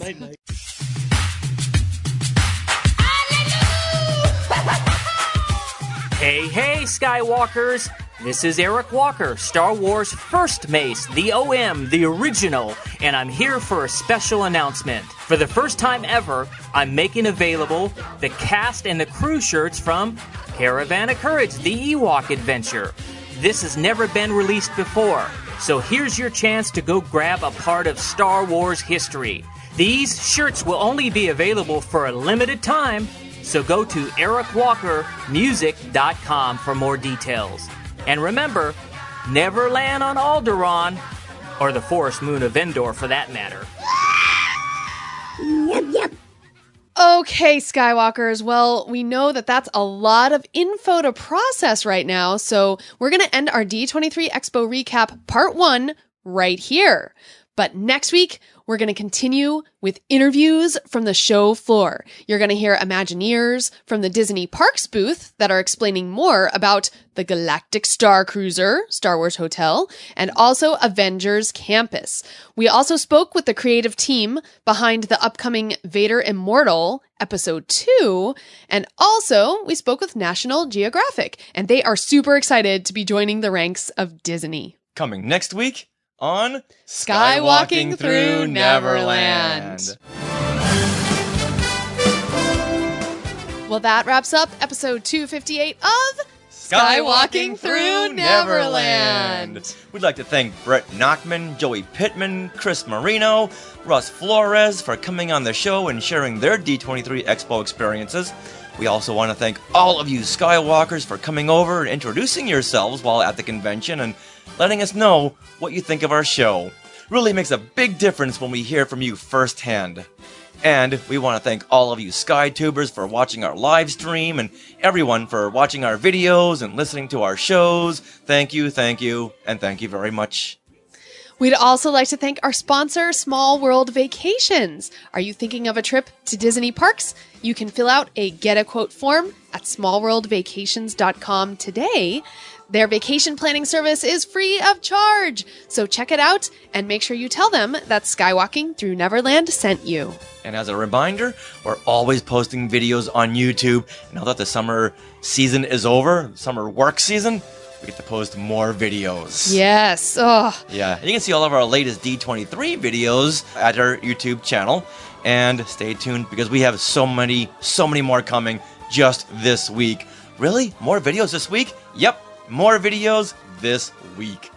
Now, please check out all the rest of the shows on the Skywalking Network, including the Culture Popcast and Sabers and Spells. You can find us all at skywalkingthroughneverland.com.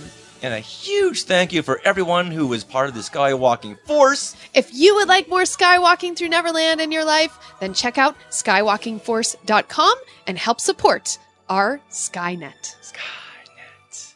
Now, if you'd like to support us in a different way, please share the show with a friend or share a video with a friend. Just share it on social media. We would love that.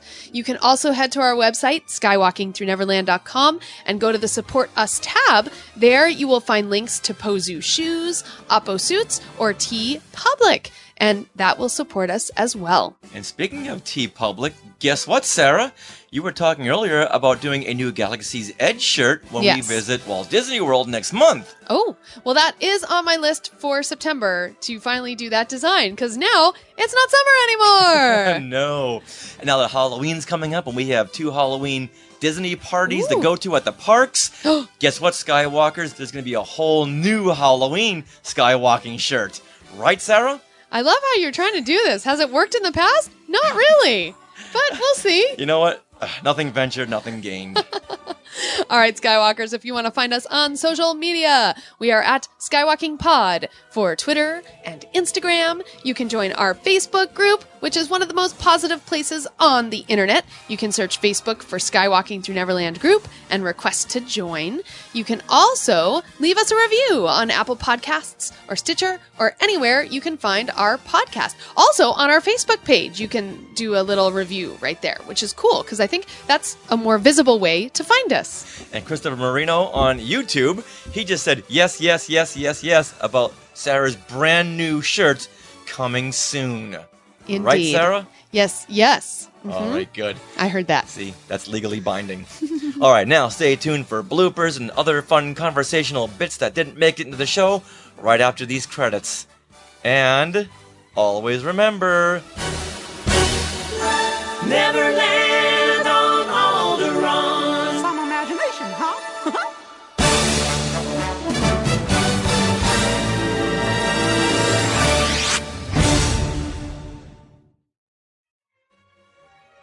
To our Skywalkers and Tweetwalkers, thanks for listening. Skywalking Through Neverland is created and produced by Richard and Sarah Woloski. Original music by Rob Dellinger. Creative consultant Mark Augushowitz. Technical advisor Peter Heitman. Facebook administrators Donald Wicks, Joey Pittman, and Norma Heitman. Skywalking Through Neverland is intended for entertainment and information purposes only. Any sounds, music, and clips played during this podcast are the property of their copyright holders. All original content is property of Skywalking Through Neverland, all rights reserved. Sorry, had to be said. This is what you can look forward to on episode D258 of Skywalking Through Neverland. Let's try that again. Okay, all right. This is what you can look forward to on episode 258 of Skywalking Through Neverland, our D23 Expo Spectacular. One more time. What, should I do the D20? Yeah. Okay. This is what you can look forward to on episode D258 of Skywalking Through Neverland. Now read one as D258. Okay. I didn't see that one. Do you know where you can see it next week? On your feed? On the Skywalking Through Neverland YouTube channel on our D23 cosplay video. Yes. Yeah, at the start of every one of these... Oh, we gotta fix our camera. Go ahead. Hold on, sorry, SkyTubers. We went down. Fix the camera? Are we horizontal yet? Yes, okay. So, what was I saying? Perfect. Josh was asking how crowded was it. Yes, Josh, it was very crowded. Each day the expo was sold out each day. Saturday did seem the most crowded. Friday, as the day wore on, definitely much less crowded. It's like people went, got what they wanted, and left. Yeah. And so like the show floor for the last couple of hours was awesome. Going on, and I need to scoot over there because I can't take that. Oh my God. Yeah, I know. All right. I'm glad we're all in the same page. Yeah. Wait, it moved because of smokers. Yes. Wow. Okay. Thanks, Skywalkers. We'll see you next week. Yeah. Yeah, so much more to go. All right. Thank you for joining us, everyone. We're going to do another part 2 recap. Yeah, next week. Mm-hmm. All right. Bye, everyone. Thank you, SkyTubers.